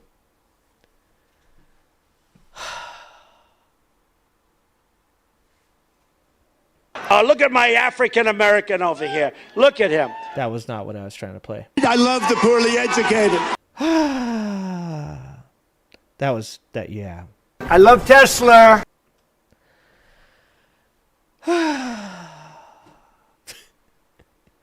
I need a fucking whiteboard.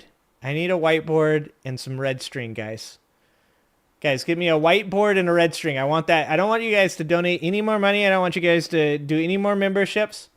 I want you guys to buy me a whiteboard that I can or a pegboard that I can put thumbtacks in with red lines so I can be that guy. I mean, what do you fucking say to that? Like, how can we not... Like I said, MAGA is the most conspiratorial people in the world. And this is just like ripe for MAGA. And they're like, nah... We're still mad about it. We just, we don't want to distract Donald Trump from deporting brown people. So, we'll deal with that later. We'll get back to it.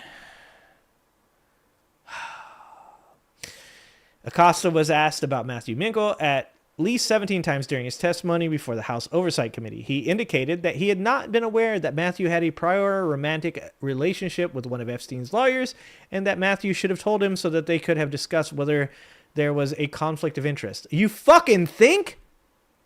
Acosta was also questioned about a photograph that allegedly showed Matthew skiing in Aspen with Epstein sometime in the early 2000s. The committee failed to produce the photograph when asked for more information by Acosta. Matthew Minchell left the U.S. Attorney's Office in August 2007 before Epstein's deal was finalized to take a job with the international law firm Cobra & Kim. He joined Cobra, guys. His LinkedIn profile indicates he's still a lead attorney at that firm. What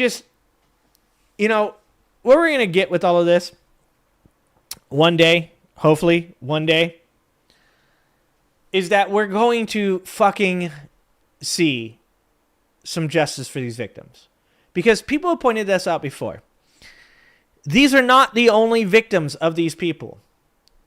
There are people, most likely, right now, still being abused by these people. Because these people didn't stop abusing children. They didn't wake up one day and go, ooh, shit's getting sketchy out there. I probably should stop. No, they kept fucking abusing children. I guarantee you. We are not going to stop talking about this. We are going to continue making videos about this. And if the files, the evidence dry up, then I will start looking for old shit. And I will start bringing it back up once again.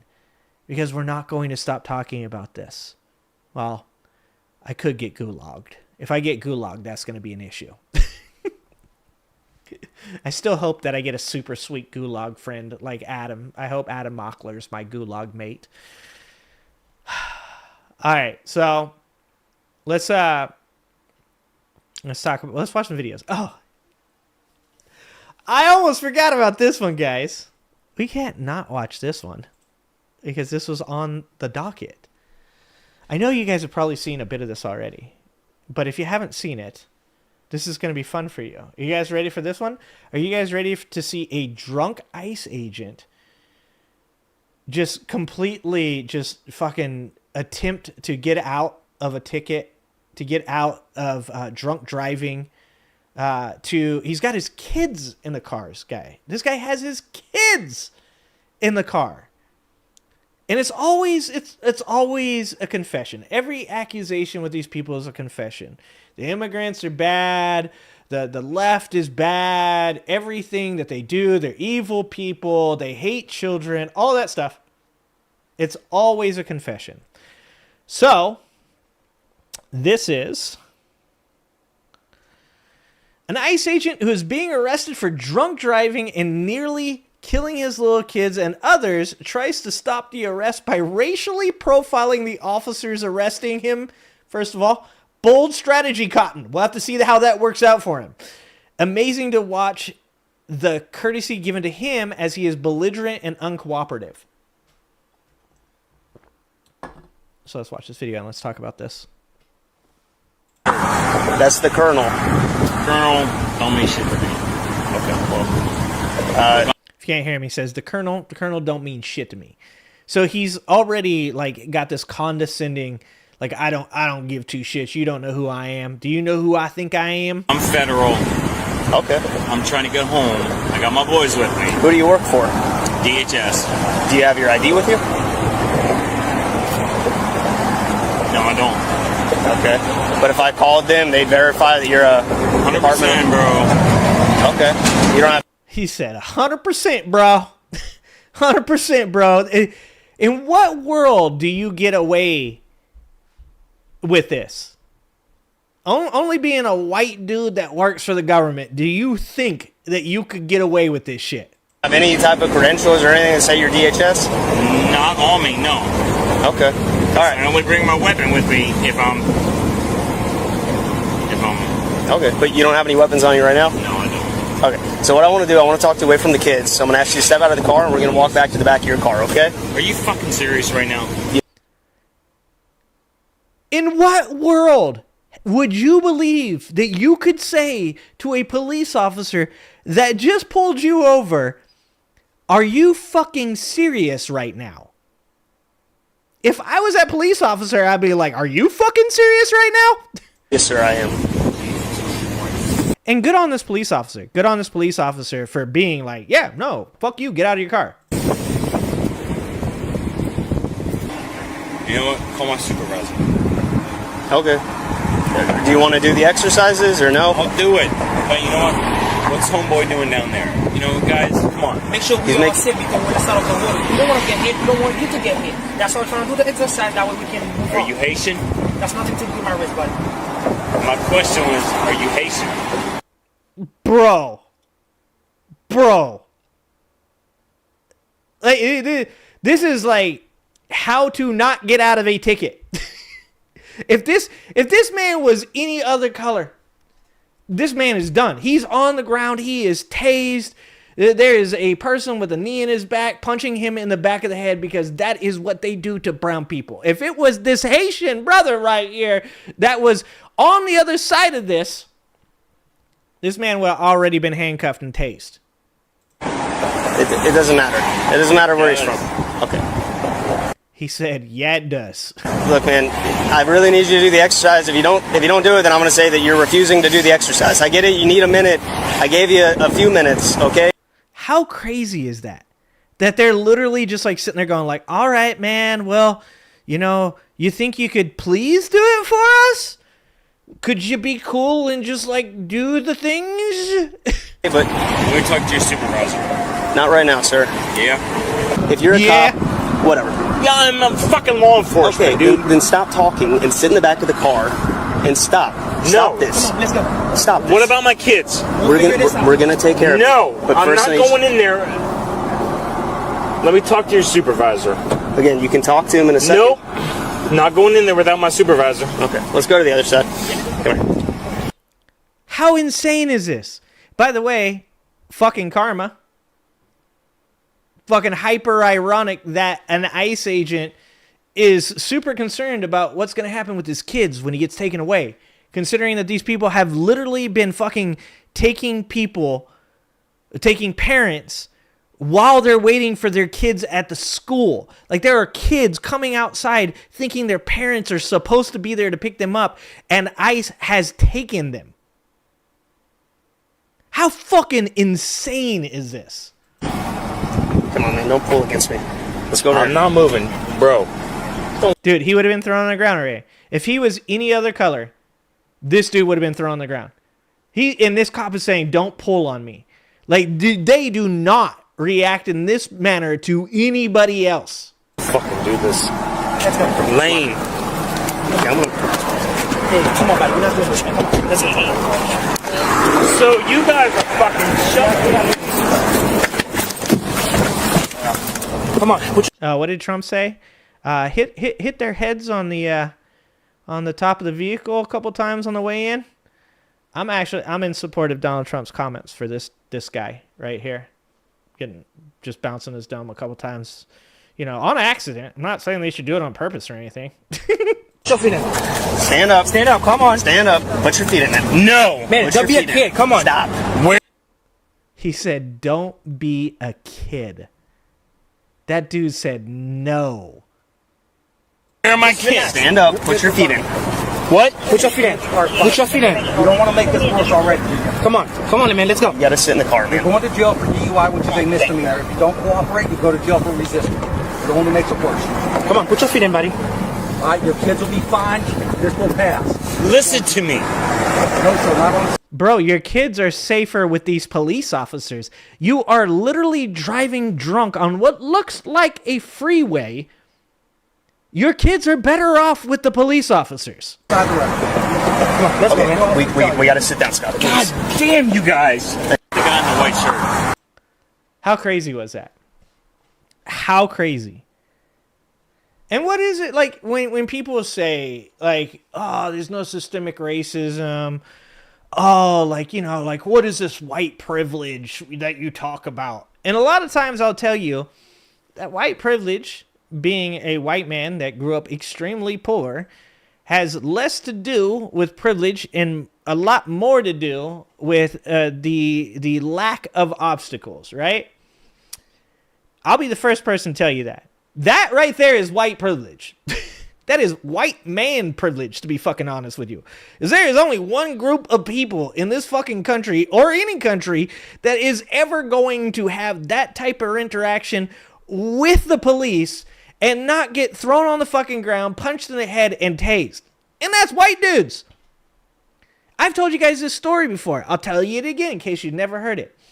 Once, getting in my car, I was over at my dad's house, talking to my dad, got in my car. My daughter was probably 4 or 5 years old, so she was strapped in a car seat in the back of my car. And I pull out. I'm driving towards the stoplight, and I'm going to make a right on red. Now, as I'm going towards the stoplight, I'm recognizing that it's starting to get a little bit darker, so I go to turn on my headlights. When I go to turn on my headlights, I kind of mess up with my blinker because it's all connected, and I'm kind of fucking with the blinker and trying to turn on the headlights, all while coming to this to make it this right. So I finally get my lights on. Right as I get to the light, I look to the left and I see cars coming, but I recognize I have just enough room to make my right turn and get out in front of them. Once I make my right turn to get out in front of them, I start driving, and I look up at my rearview mirror, and I see these headlights directly in my rearview mirror. And me, being the angry ginger that I am, I went, "Fuck you," in my mirror, because that's how I roll. Now, after I went, "Fuck you," the car backed up a little bit, and I saw the grill, and I saw the light bar. And I kind of immediately knew I was about to get pulled over. And so I start driving a little bit. Maybe he'll let me go, whatever. Nope. Boop. Fucking lights go on. And I go, fuck. So I pull over on the side of the road. Roll down my window. My daughter goes, what's going on, Dad? And I'm like, I'm an idiot, right? And the guy comes walking up to my window. First of all, whether or not he's even allowed to pull me over for flipping him off, I don't know if that's even real. I don't know if that's true. You can do that. But he comes up and he goes, hey, you know why I'm pulling you over? And I looked up at him and I had my ID out already. And because I'm an idiot, dude. And he goes, you can't just pull out in front of people like that. And I was like, to be honest with you, I thought I had enough room, and obviously I didn't. And when I saw you in my mirror, I was like, fuck you. Yeah, sorry. That's my bad. That's road rage. And the guy just looked at me and goes, good. Next time, don't do dumb shit like that. And he just got back in his car and fucking peeled out and took off, right? And my daughter goes, wow, like that was kind of crazy. And I go, actually, it wasn't that crazy. Considering that I'm a white dude, I got off pretty light, because if I was any other color, I probably would have got taken out of my car. I would have got searched. You would have, they probably would have planted some shit on me. I'm like, so that is white privilege. All right. Had to watch that because I was in there. Oh, I had one other here. I have some others. I've been fucking cruising the reels, guys. Okay? I've been cruising the reels, and I came across a really funny one. And once again, maybe you guys have seen this, but maybe you haven't. So I wanted to show it to you guys. Because one of the things that I think just really cracks me up about MAGA is how they misunderstand so many things. Specifically, how they misunderstand so many cultural things. Like, when you look at like a music group like Rage Against the Machine, MAGA has no idea what Rage Against the Machine stands for. And they're like, dude, dope music. I love Rage Against the Machine. And then Rage Against the Machine says, yeah, fuck this president. We don't stand for, deporting people without due process. They're like, what? Brendan, when did Rage Against the Machine go woke? They like black people? Wait, is that one feller black?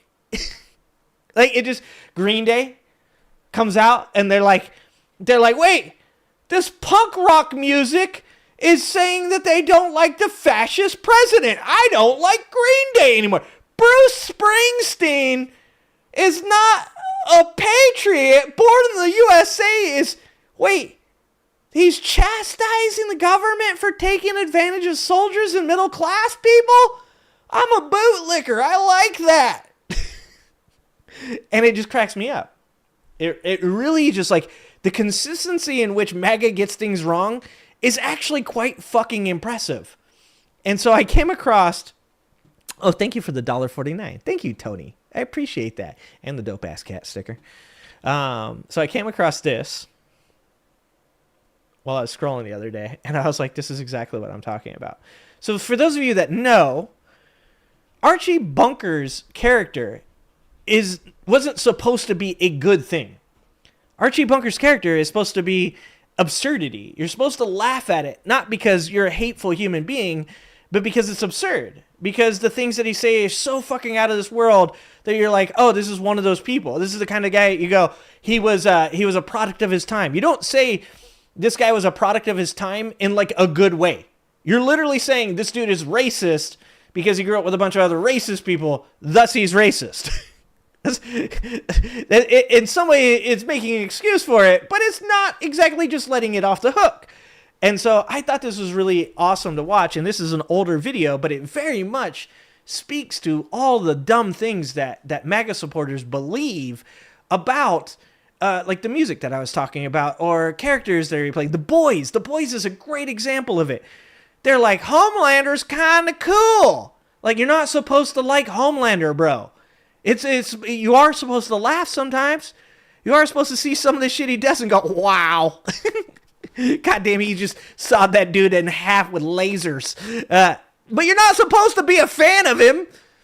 And so I saw this video, and I thought this was perfect for that. Just playing a lovable bigot, and then the next thing you know, a lady in New York whom nobody had ever heard from in about 20 years wrote a big thing in the New York Times about Archie being a lovable bigot. Laura Hobson. Laura Hobson, That's yeah. right, I remember that. Well, I don't know about the lovable part of it. You see, what we're doing is we're really as I see it at least, we're presenting the story of a man who's basically a pretty unhappy guy. You people may laugh at him and enjoy him, but he's not really making it in the modern world at all. And you rarely see him happy about anything. And so one of the things that, the main thing that makes him happy, of course, is this volume of errors. The errors that he's grown up with. You know, his racism and his bigotry, those are errors that were put upon him when he was learning things at his mother's knee. And he's grown up with these beliefs, these misconceptions, and they really are now poisoning his life. So you almost realize that while you're enjoying the show, and I'm delighted that you are enjoying the show, you must look at Archie as a man who could be getting a lot more out of his life if he didn't have these burdens on him and these things that have poisoned. I was playing a And shout out to Rubia Garcia, who I got this video off of their reels. It's not their video, but they did share it. Shout out to them because they have a great page, and you should follow them on Facebook. But doesn't that sound familiar? Isn't that like so wild that people will see stuff like this and they'll laugh at it? The Homelander thing.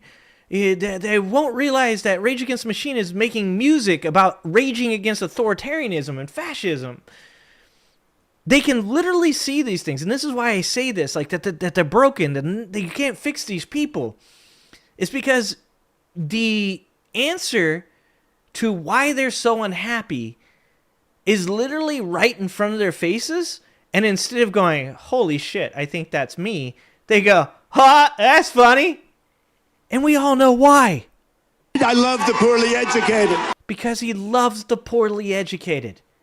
You know, when you watch Ted Bundy on Married with Children, and he's an asshole to his wife, and he hates having to spend time with his children, and, you know, he's, you know, a loser.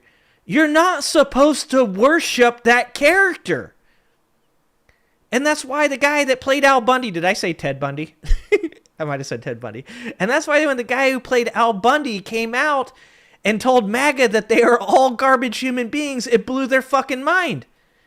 Because they're like, but bro, you played Al Bundy. You were our hero. And he's like, I wasn't supposed to be your hero. You're not supposed to worship the guy that hates his wife, that hates his children, that peaked in high school and scored 10 touchdowns for Polk High School. You're not supposed to think that's a good thing.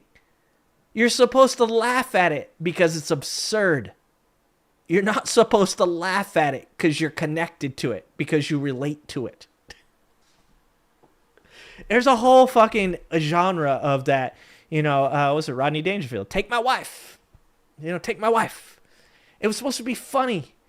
It wasn't supposed to be real. You weren't supposed to like that shit. You're supposed to laugh at it because you're like, yeah, sometimes my wife does annoy me, but I fucking love her. You're not supposed to like connect with the absurdity.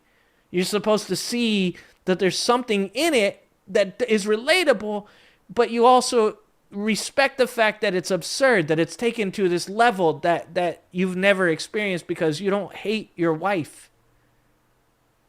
That's why people have grown to be who they are. You know, Aristotle said habituation and laws are what makes society what it is. And when he talked about habituation, what he meant is like how you grew up.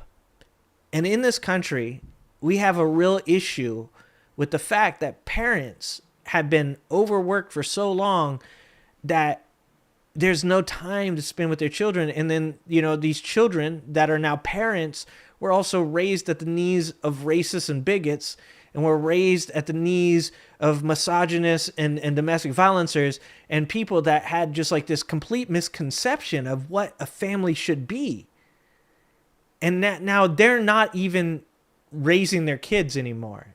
Now the internet is. I heard this term the other day and I got it from my boss and I laughed really hard when he said it. But they call them screenagers. People that were raised by iPads, people that were raised by the internet. So you have this really bad combination of lack of parenting, and then the only parenting that they're getting from these parents is being passed down from a generation that completely got it wrong on what you should be to your children and how you should support them. And those people are now laughing at Al Bundy or Archie Bunker or finding relatability in Homelander, and they don't recognize that that's wrong. That's crazy. That's crazy. Screenagers are real. Susie. What's up, Susie? Fucking A, they are. Fucking A, they are. And it's like, it's not supposed to, you're not supposed to not laugh. That's the vehicle, right? The vehicle is the laughter. The vehicle towards truth is often music or laughter or art. Like, that's why I keep saying this No Kings thing is really important to have people like Jesse Wells involved, right? Because you need a vehicle in which to transport truth to people. And the scary thing about MAGA is how immune to the truth they are. Like, they see the vehicle and they're like, that's a truck. That's a truck. That's a truck right there. You see that? That's a truck. And you're like, you know, inside of that truck that there's stuff, there's a person driving that truck. And they have a message for you. I don't really care. I like trucks. That's a big truck. That's a red truck. Got big wheels. I like it. It rolls coal. I bet it rolls coal. It doesn't roll coal. That's sad. You know, like, it's like, how about we bring the person out and they give you, can you rev the engine? I like the truck. Like, that's what's scary about MAGA, is they're completely immune to the message that is in the bottle, right? They'll never get it. Speaking of crazy ass stuff that MAGA believes and how they're literally just insane, I've got a couple more videos here that I definitely want to get to. So most of you guys know who this guy is, but for those of you who don't know, there's a certain set of MAGA pastors. Recently, we were watching a video from one of them where he had claimed that young black men were rebellious and deserved to be stoned to death for being rebellious. And before this pastor, whose name is Joel Webon, this is where we found Pastor Benjamin Dixon in his videos, right? Was because he had played a video about Joel Webon, who had said that women not only should not get the right to vote, they shouldn't have any rights. And, of course, that's what made me love Pastor Benjamin Dixon, was Ben Dixon came out and said, I'm a pastor. I do not support this message. I do not support these people. So this is a video called Stop Whining. MAGA Pastor Claims Slavery Was Blessing for Black People. So, Christian nationalist pastor Joel Webon is facing backlash after claiming that slavery was a blessing for black people. And this is the clip right here. So we're just going to play the clip. Hey, cut it out. You need to grow up. Stop throwing a fit. You're throwing a tantrum. Stop being a little boy. You're whining and crying about something that's ultimately your fault. Yeah. Stop blaming it on other people. It's your fault. Because here's the deal. It's like, well, slavery. The richest black people on God's green earth are African Americans. If slavery never happened, then you would be in a grass hut. Yeah. Right? Well, we need reparations. Your reparations are that you get to live in America. You're welcome. I mean, forget the fact that you're just going to say that the fact that you live here is a blessing because you don't live in a grass hut. Like, everybody in Africa lives in grass huts. Just all of them. Every person in Africa, it's a completely What did Donald Trump call it? Shithole country. Nothing but grass huts as far as the eye can see. So he had said, without slavery, you'd live in a grass hut. The greatest moment in history for any brown or black country is the moment that the white man's ships arrive on your shore. He brings the gospel of Jesus Christ. He cateches you and your children. He brings exports. He brings hospitals, medicine, life expansion, increases, GDP and resources increase. And most importantly, you get taught the gospel so that you can live longer on earth and then go to heaven instead of hell. This is a guy from Texas. Webben also dismissed calls for reparations, of course, saying what he said: you get to live in America. Non-European people were worshiping demons while white people were building cathedrals. The Christian nationalists emphasized how he believed slavery was a blessing and said, stop whining. Webon's comments sparked widespread outrage online, people saying, no, these despicable people are trying to whitewash a history of horrific atrocities, crime, and racism. Somebody else said, this is not a Christian. Just because someone claims to be something doesn't mean they are. This is antithetical to our scripture. He's a wolf in sheep's clothing. And that's probably Pastor Benjamin, to be honest with you. And the thing about this, with this guy, and you guys might have remembered, this wasn't too long ago. So all this debate bro shit that has broken America, all the clicks and views, debates for money, never to find a solution, never to find agreement, just to fight on YouTube or wherever else and just make money off of it. For a little bit, there were people that were going around on YouTube arguing that slavery was good for black people, because they were saying, oh, well, when the black person's ancestors were brought over and made slaves, that eventually ended up, the black male and the black woman had a baby while there were slaves on some plantation, and that baby was somebody's grandfather, and it was probably their father, and then that baby went on to have them, so their grandparents were slaves, but that was a good thing, because they have everything in America now because their grandparents were slaves, i.e. a good thing. And I, back then, was confused by this argument, as though the only way this person, their DNA would ever had found its way into to stream of consciousness, to being a human being, was through this specific line of people that one day this slave had to meet this other slave, and then eventually it was going to kick out their DNA, and they never would have met. He would have never had, this man that was abducted from Africa would have never had sex with another woman and produced somebody else. I mean, just by that way of thinking, you're literally saying that some other people actually lost out because he might have had sex with somebody else. I mean, you can just go down that rabbit hole forever. You could be like, I could have been a billionaire. Why should I be happy that I was born even a white dude? Shouldn't I want to be a white dude that was born through Elon Musk? Like, that doesn't make any fucking sense to say, oh, well, aren't you lucky that your grandparents were kidnapped? And that's not even to get into the fact that these people faced atrocities. Like, it's not even the inhumanity of completely tossing away the fact that generations had to go through slavery for that person to exist in the first place. It's all fucking insane. And then, of course, we had Prager University going around saying, well, the reason that black people have good athletic skills is because they pick the cotton. Like, brother, I'm pretty sure whatever positives that they gained from this shit, they probably would have changed. They would have traded away. So that way their ancestors didn't have to suffer. I'm pretty fucking sure. Well, they're all athletic now. Because you know why? Because they had to run all the time from us. That's right. Us chasing them with guns and whips and shit actually ended in them being faster. That's a bonus. Like, what the fuck are you talking about? This isn't an argument. This is insanity. Jesus Christ. Oh, there's a bot in my... I did the work and you guys wouldn't stop. What is going on here with this bot? I have not had a bot for a really long time. Tyler Archambault. All right, buddy. Hey, have a good night, bot guy. I have not had a bot in a long time, guys. It's been a long time. Did I hit somebody's algorithm? What did I do right to get the bot? I got a bot, guys.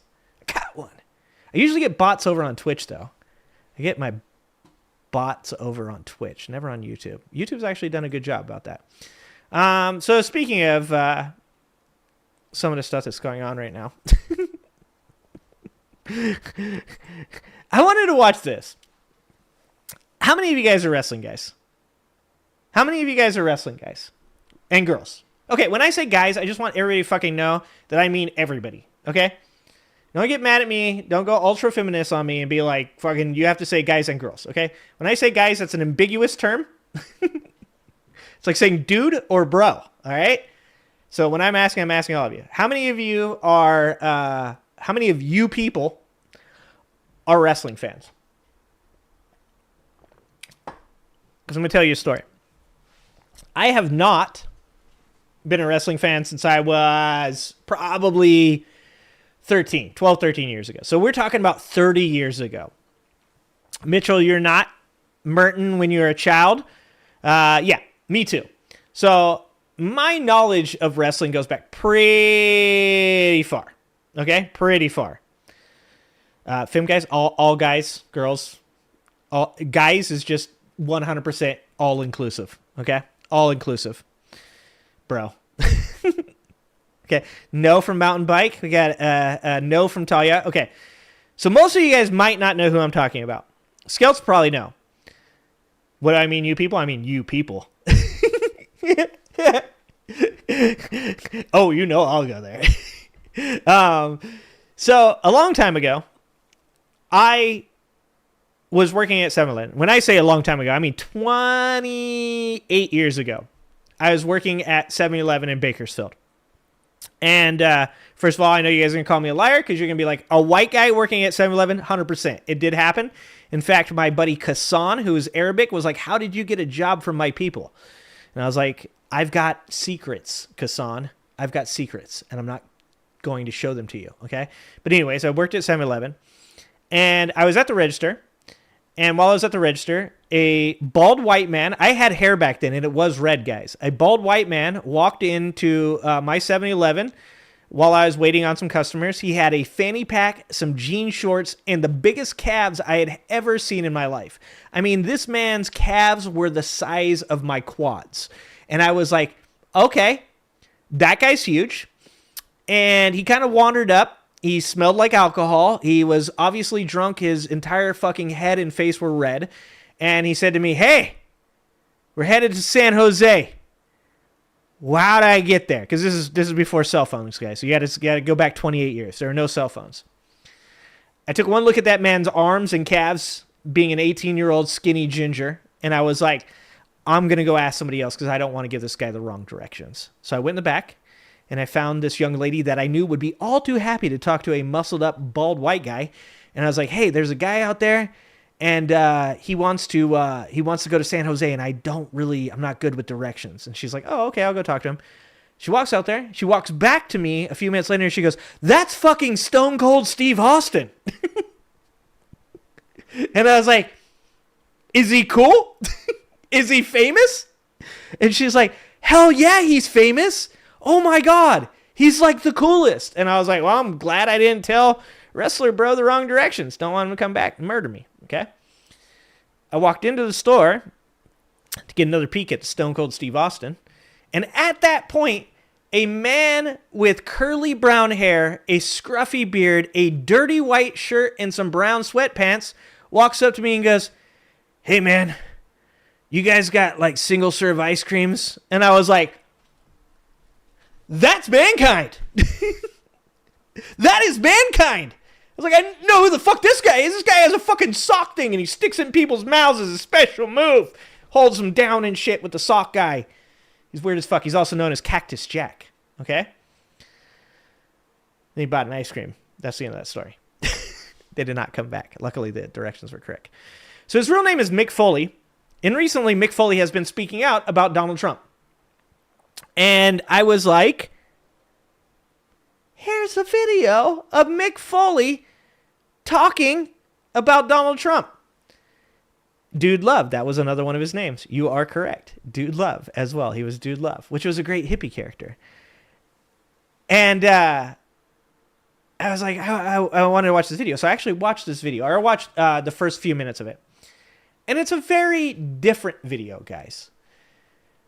He's making an appeal to Donald Trump's humanity, and it's not something that I ever do. You guys know how I roll. I just make fun of Donald Trump. I make fun of his supporters. I make fun of him.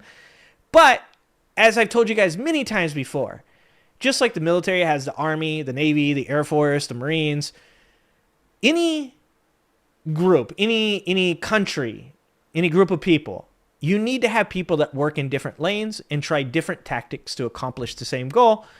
And, there needs to be some continuity, some agreed upon things like fascism is bad, ripping people off the street and deporting them with no due process. That's bad. But I don't mind seeing people do things differently. Like I like how Adam Mockler does his thing. So I wanted you guys to watch this video, and I want to get your opinion on how he handles the subject. You tell me, drop a comment, tell me what you think about how Mick Foley is addressing this video. Hello, Mr. President. My name is Mick Foley. We've only met once. We are both members of the WWE Hall of Fame class of 2013. We had a very short conversation where you told me it was an excellent speech. Your two sons next to you, 2 or 3. And I said, thank you, Mr. Trump. But since then, I've become a fairly constant critic, and I think I've had good reason to do that. But I believe if I'm going to have any credibility as a critic, I have to be willing to give credit where it's due, and you are due a lot of credit. I believe I'm going to be excoriated by people from the left and the right alike, but I have to take. And so I like that he did that, because that does take a certain amount of balls, to be honest, guys. I've told you guys, me being on here, I expect that at times I'm going to have left-wing people that come to my chat that absolutely hate the way I go about doing things, and I continue to do it because I'm not afraid. I understand that 99% of conservatives are going to feel the same. Right? We definitely had our arc of MAGA coming through and trying to recruit me into the cult. We definitely, at times, have conservatives that come through that say, hey, I don't like Trump. But most of the time, I reside in this area where people, for some reason or another, are almost always going to label me as some type of centrist because I won't believe every single thing that they believe. And obviously, I lean really hard left, but I don't care that people think that. So I had to give him credit. He's giving Trump credit that he is willing to take a stance in which he is going to get ripped from both sides. And I'll let you guys decide whether or not he does a good job. The chance. I want to make it a point. This is not a joke. I'm not out here to sling one-liners at you, to call you names. I'm here to appeal to you as a human being, because only you can stop the madness that's going on in our country. I believe you are due a lot of credit when it comes to the Gaza ceasefire and peace plan. You deserve the Nobel Peace Prize. It's yours if you can stop the madness in this country, because you will not be given the Nobel Peace Prize if you are seen as inciting tension, terror, and if you are seen zip-tying children and senior citizens, abduct. And see, this is where I disagree with him. There's a thing that's going on right now where people on the left or people throughout the globe that recognize Trump's narcissism want to appeal to Trump by saying, you deserve the Nobel Peace Prize. And so I disagree with him on the fact that Trump deserves the Nobel Peace Prize. And I've talked about that in multiple different shows on, in the last week or two, where I believe that Trump is coming in at the end of a fist fight and pulling a guy off an unconscious individual and going, look, I stopped the fight. I don't think that deserves a Nobel Peace Prize, but I also accept that if there was ever actually a peace deal, which I don't believe that this is going to truly work out, but if there ever was a peace deal that brought real peace to the Middle East, I would 100% give that person credit, even if they were fucking Hitler, right? I wouldn't at all support that person, but I've told you guys before that I will say, okay, well, obviously that was a good thing, but also the person's a piece of shit, right? So I agree with what he's saying. I disagree with the tactic because so many people are trying this tactic right now where it's like, say nice things about Trump and maybe he'll do good things. And I think we've seen over and over again that Donald Trump does not actually give into that. Donald Trump goes, thanks for telling me I'm a good person. Anyways, gonna go bomb the shit out of Venezuela. You know, like he's a narcissist. So he's just happy he gets the gratification of you telling him he's a good person, and he just goes back to doing bad shit. But I have to say that this might be, I might be wrong. What do you guys think? Do you guys think I'm wrong? Do you guys think that Dude Love here is correct and that, you know, like potentially appealing to Trump in this manner and saying, hey, you'll get a Nobel Peace Prize, but hey, you got to stop all this other stuff? Do you think that that's a tactic that's worth trying? And citing tension, terror, and if you were seen zip tying children and senior citizens, abducting day laborers just looking to do an honest day's work. I don't want to use the word terror, but if people are terrified across wide swaths of the United States, in my opinion, that's terrorism. I know you're surrounded with some really bright people. We'll talk about Stephen Miller another time, but this is for an audience of two. You, Mr. President, and your communications director. And see, this is another thing. Fuck Chung. Fuck that guy. He's a garbage-ass human being. Like, this is where I'm like, I just don't... I get that people want to try the kid gloves. I get that they want to try the, like, hey, maybe we can, appeal to the humanity of these people. But I think what all of these guys miss out on is that these people have sold their soul. Their money, their connections, their status are all only relevant as long as they continue to be hateful, angry people that instill fear and vitriol in their supporters.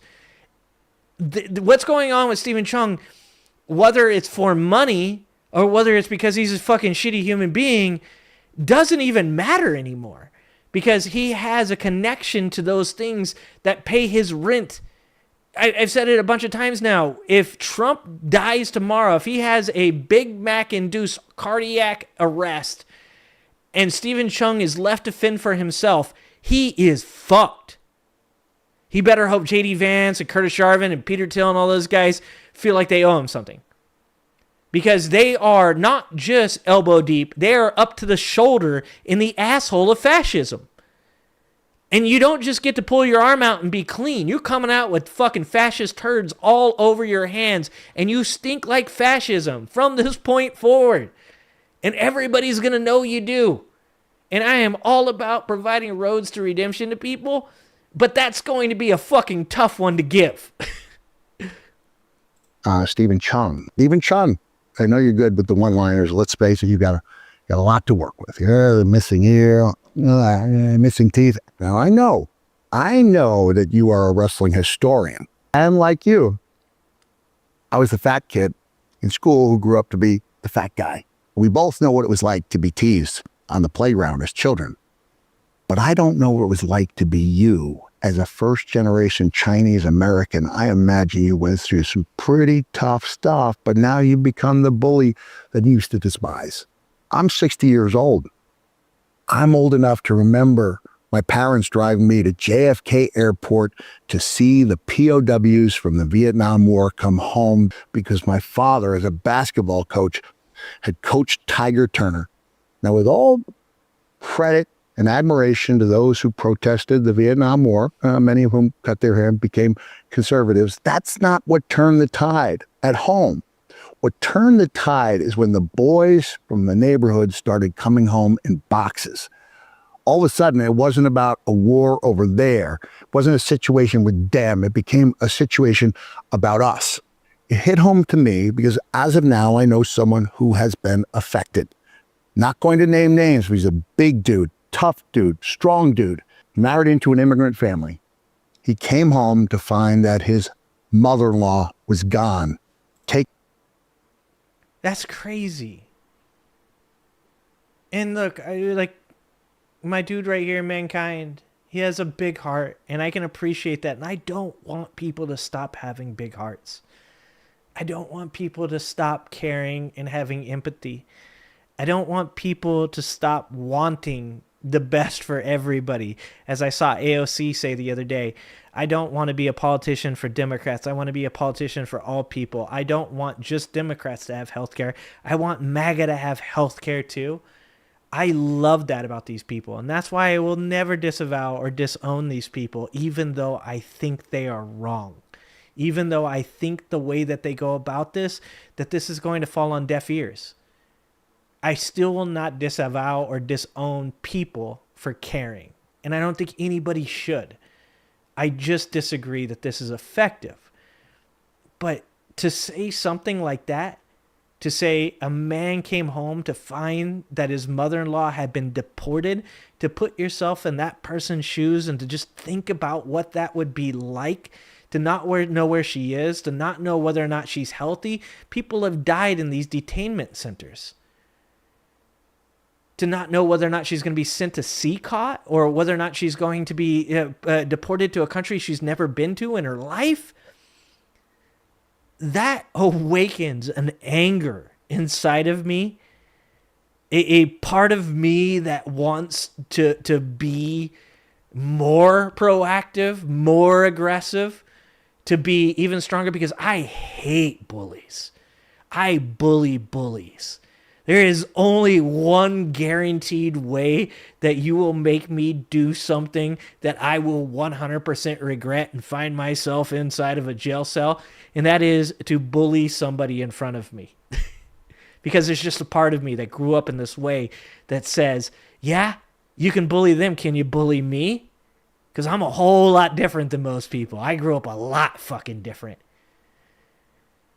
Like, just hearing that shit just fucking sparks that part of me that wants to do something about that. So good on him for doing that. But I'm sorry, my dude. I love your heart. I appreciate where you're going. I think it's great that you want to do this, but I'm pretty sure this shit's falling on deaf ears. He came home to find that his mother-in-law was gone, taken off the street, deported.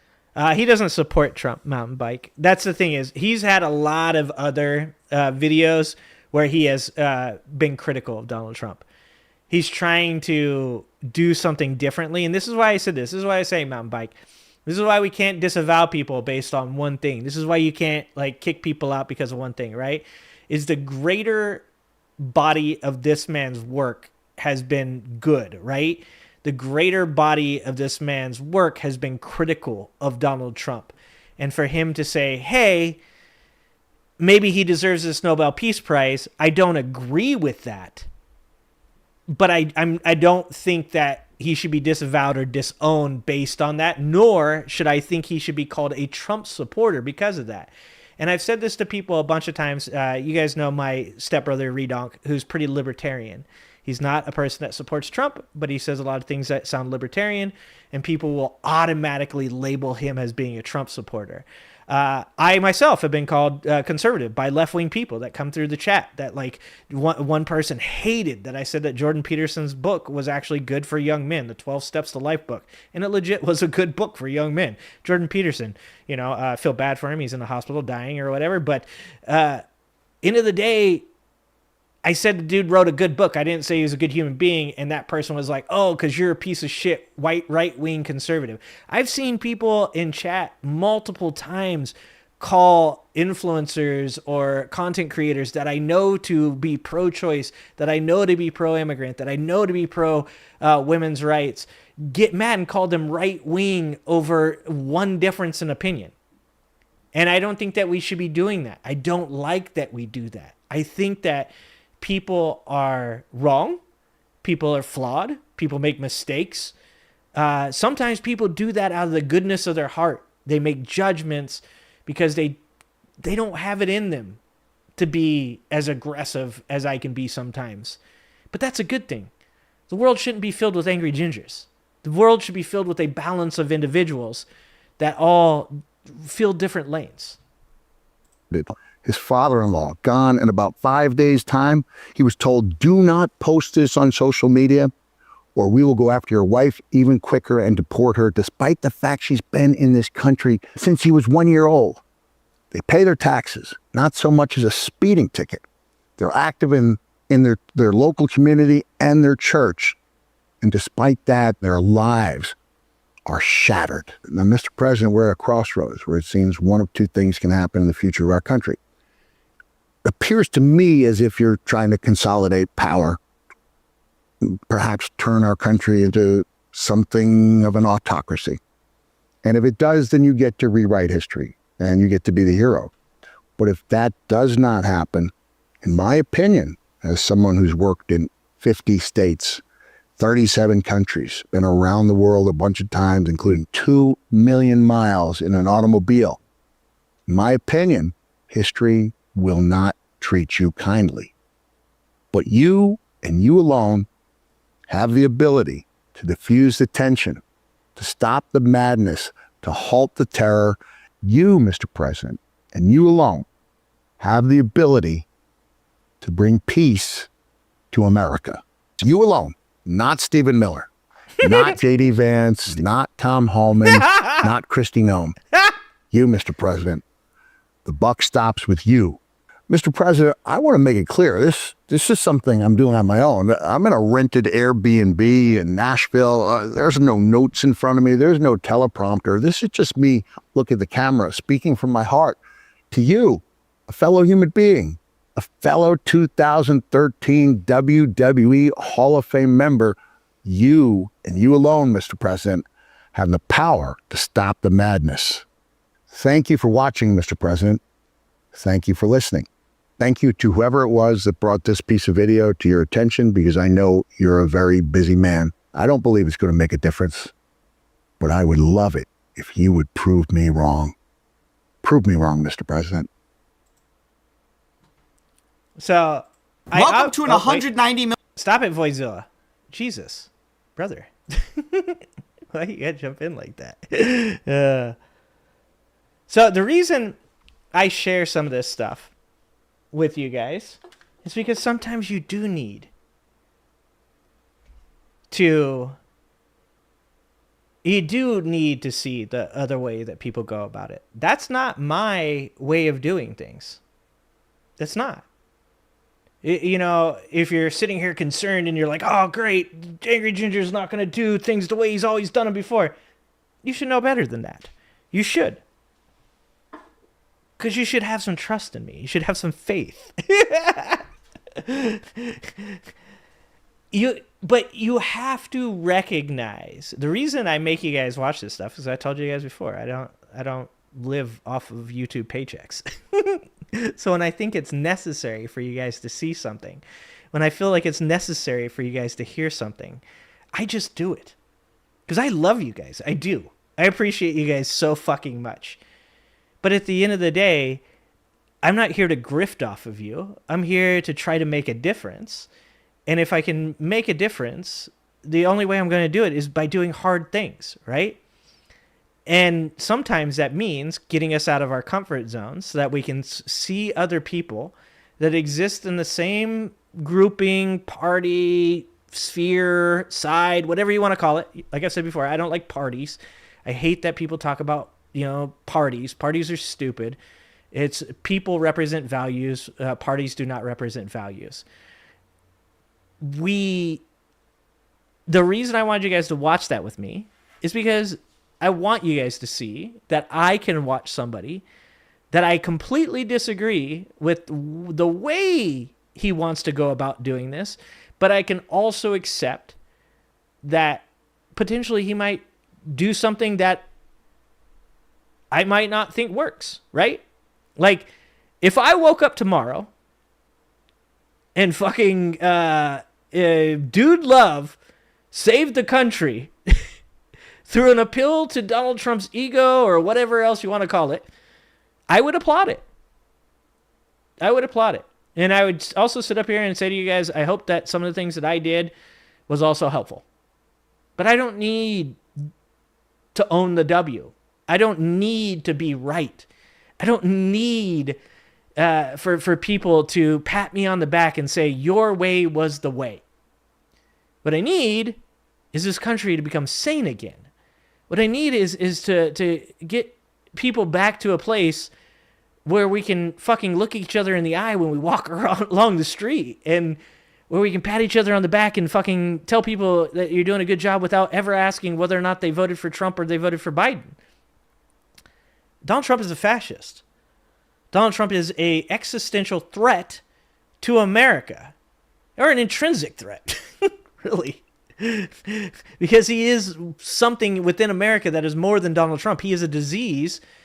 He is a symptom of a disease that has infected this country and is taking it down a road of his creation that is never going to end well for Americans. But I don't think that we should ever close our eyes or our ears to the people that are around us that agree on the same fundamental values, because we disagree on either how to get it done or on, one or two of the nuances of the things that we talk about. I think it's incredibly important, and I think it's a flaw within the left that we feel like every single thing that we do must always be tit for tit. We must always be doing things in lockstep. But that's not the strength of the left. The strength of the left is diversity, and we should embrace it. I don't know if Dude Love's going to fight on the lines with us. But if he does, I hope he brings his sock. I hope that wrestler guy isn't holding his breath on that. Yeah, mountain bike, I'm with you, dude. Like, I don't disagree with you. I think he's wrong. But I'm just saying, let's not disown that person. Let's not call them Trump supporters. He's obviously not a Trump supporter. The dude doesn't, like I said, watch his other videos. I don't know. Go watch his other videos, and if you can come back and be like, yo, look at all this shit. Like, he 100% is a Trump supporter. Like, show it to me, and I 100%. Well, if I find the evidence to be pertinent, I will say, oh, yeah, no, you guys are right, and I was wrong. Like, that dude's definitely a Trump supporter. But I've seen his other shit, so I doubt that you're going to be able to show me. But maybe I didn't see something. Damn it, I didn't get to all my videos. No tax on tits is going to win it. I'm telling you right fucking now, Mitchell Carey. Look, I have a great memory still, okay? Regardless of all the lead that I probably consumed in my life, my memory is still great, okay? No tax on tits gonna be on the docket, and we're getting rid of Red Dye 40. Red Dye 40, gone. No tax on tits, Red Dye 40. We're bringing the country together under issues that matter. Okay, guys? We need to distract people by not taxing even men that have breasts, okay? If you're a dude that needs a bro, okay? A bro as in a man bra, okay? I'm not going to tax you either. If you are willing to show up at the IRS building, take off your shirt, and show them your C cups, I am willing to not tax you as well. No tax on tits. We're getting rid of Red Dye 40. That's fucking a winner. It's a winner. All right, guys? All right. So we're going to finish the show the way we've been finishing this show. Because in this world, we need some levity. We need things to laugh at. And we often laugh at, okay? We often laugh at people failing. Don't cancel me. Don't cancel me for watching videos of people fucking up. All right? It's funny. I have a funny story. My wife's probably watching, and she's probably going to just like, fucking, I'm going to come up top, and her bags are going to be packed. The car is going to be gone from the driveway. The kids are going to be gone. All of that stuff, it's a possibility, but I'm going to do it anyways. I'm going to tell this story. Okay, so one time when I first met my wife, and we've been dating for like a little bit of time, right? We went to McDonald's, okay? And I think I can't remember why she wanted to, but she wanted to go into the McDonald's. Maybe they had forgotten something, and maybe she wanted to buy something real quick. I can't remember what it was, but she decided to park in the parking lot. She jumped out of her car, and she said, "I'll be right back." I said, "Okay, all right." We were young. We were very young, okay? I'm not going to tell you how young, but fucking real young, okay? She opens the door. She goes into the McDonald's, and I'm just sitting out there. We didn't have phones back then. That's how long ago it was, all right? So I just sat there twiddling my thumbs, watching people as they walk past. It was taking a while. I was like, what the hell? Why is this taking so long? And then my wife comes out. She seems a little frazzled. She's a little bit prickly.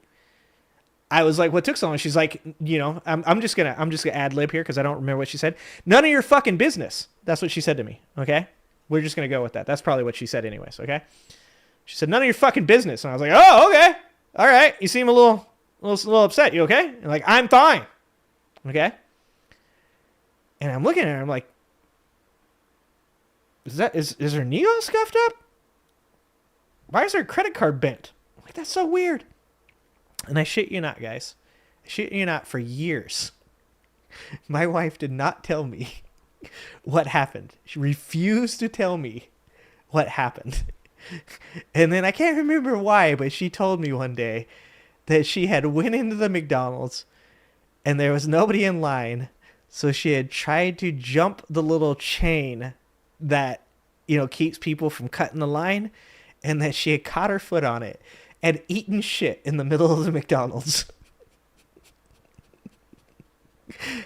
And no, mountain bike, you did not see a video of this because back then there were no video cameras like they are now. I don't even know if there's YouTube back then. How long ago was that? That was 23 years ago. 23-ish ago that happened. I don't know if there was even YouTube back then. I don't think YouTube even existed. Guys, that's what the internet was made for. That's what the internet was made for, and that's why, guys, we're going to watch some people doing some fails, okay? Because this is what we all need. We need to laugh every once in a while. I can't spend all day reading the Epstein files. Can't spend all day discussing the best way to take down a fascist authoritarian government. Everybody needs a moment. You need a timeout. So we're going to take a timeout. Oh, MySpace did it exist 23 years ago? MySpace was around? I definitely did not have social media 23 years ago. Okay, you guys ready for this? This right here is actually one of my, this is one of my fears right here. Because I sit in an office chair much like this chair at work. I'm going to tell you guys, this is one of my fears. That feeling when you go back a little too far in your chair and you're like, oh! That right there. Like watching this, just looking at this picture, I can feel the anxiety of my chair potentially slipping out from under me. Oh! Oh! Hold on. Because that had sound.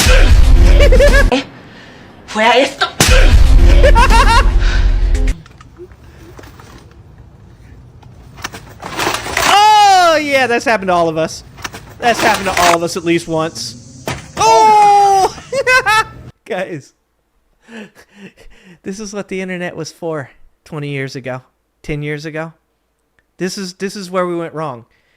We should have just stuck to playing videos like this. I told you guys a long time ago, the internet used to be nothing but like old men running into glass doors as they try to leave. All right? And that's when the internet was gold.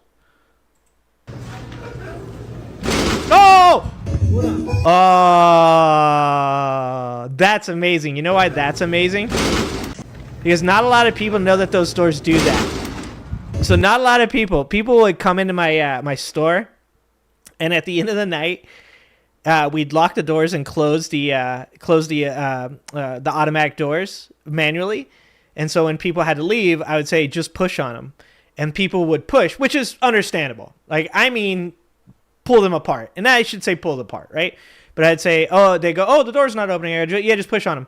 And so people would push on them, and those doors have a safety feature. And when you push on them, they pop like that, and they pop open. The number of times that people are like, oh my God, I broke the doors. Oh!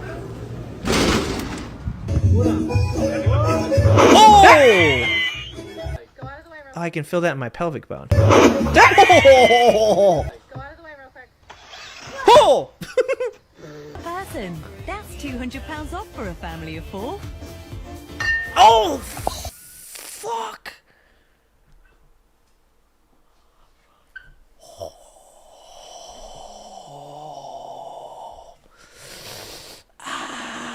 can feel that. Oh my God. God damn. Oh! Nope. No. Oh! And right now, you can say... I don't know why I'm doing this again. The face plant. Oh! And right now, you can save £50 per person. That's £200 off for a family of Oh, four. that one's not so bad. Nothing beats a Jet2 holiday. And right now, you... Excuse me. Wait, what? And right now, it's a Jet2 holiday.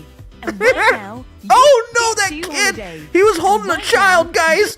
I think he dropped him in the pool, though. And right now... Oh my God! He dropped his child! How?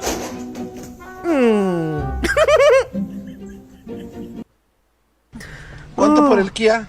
Oh no. That's a bad idea. Kia. That's a bad one. Ooh. A lo que yo vine fue a esto.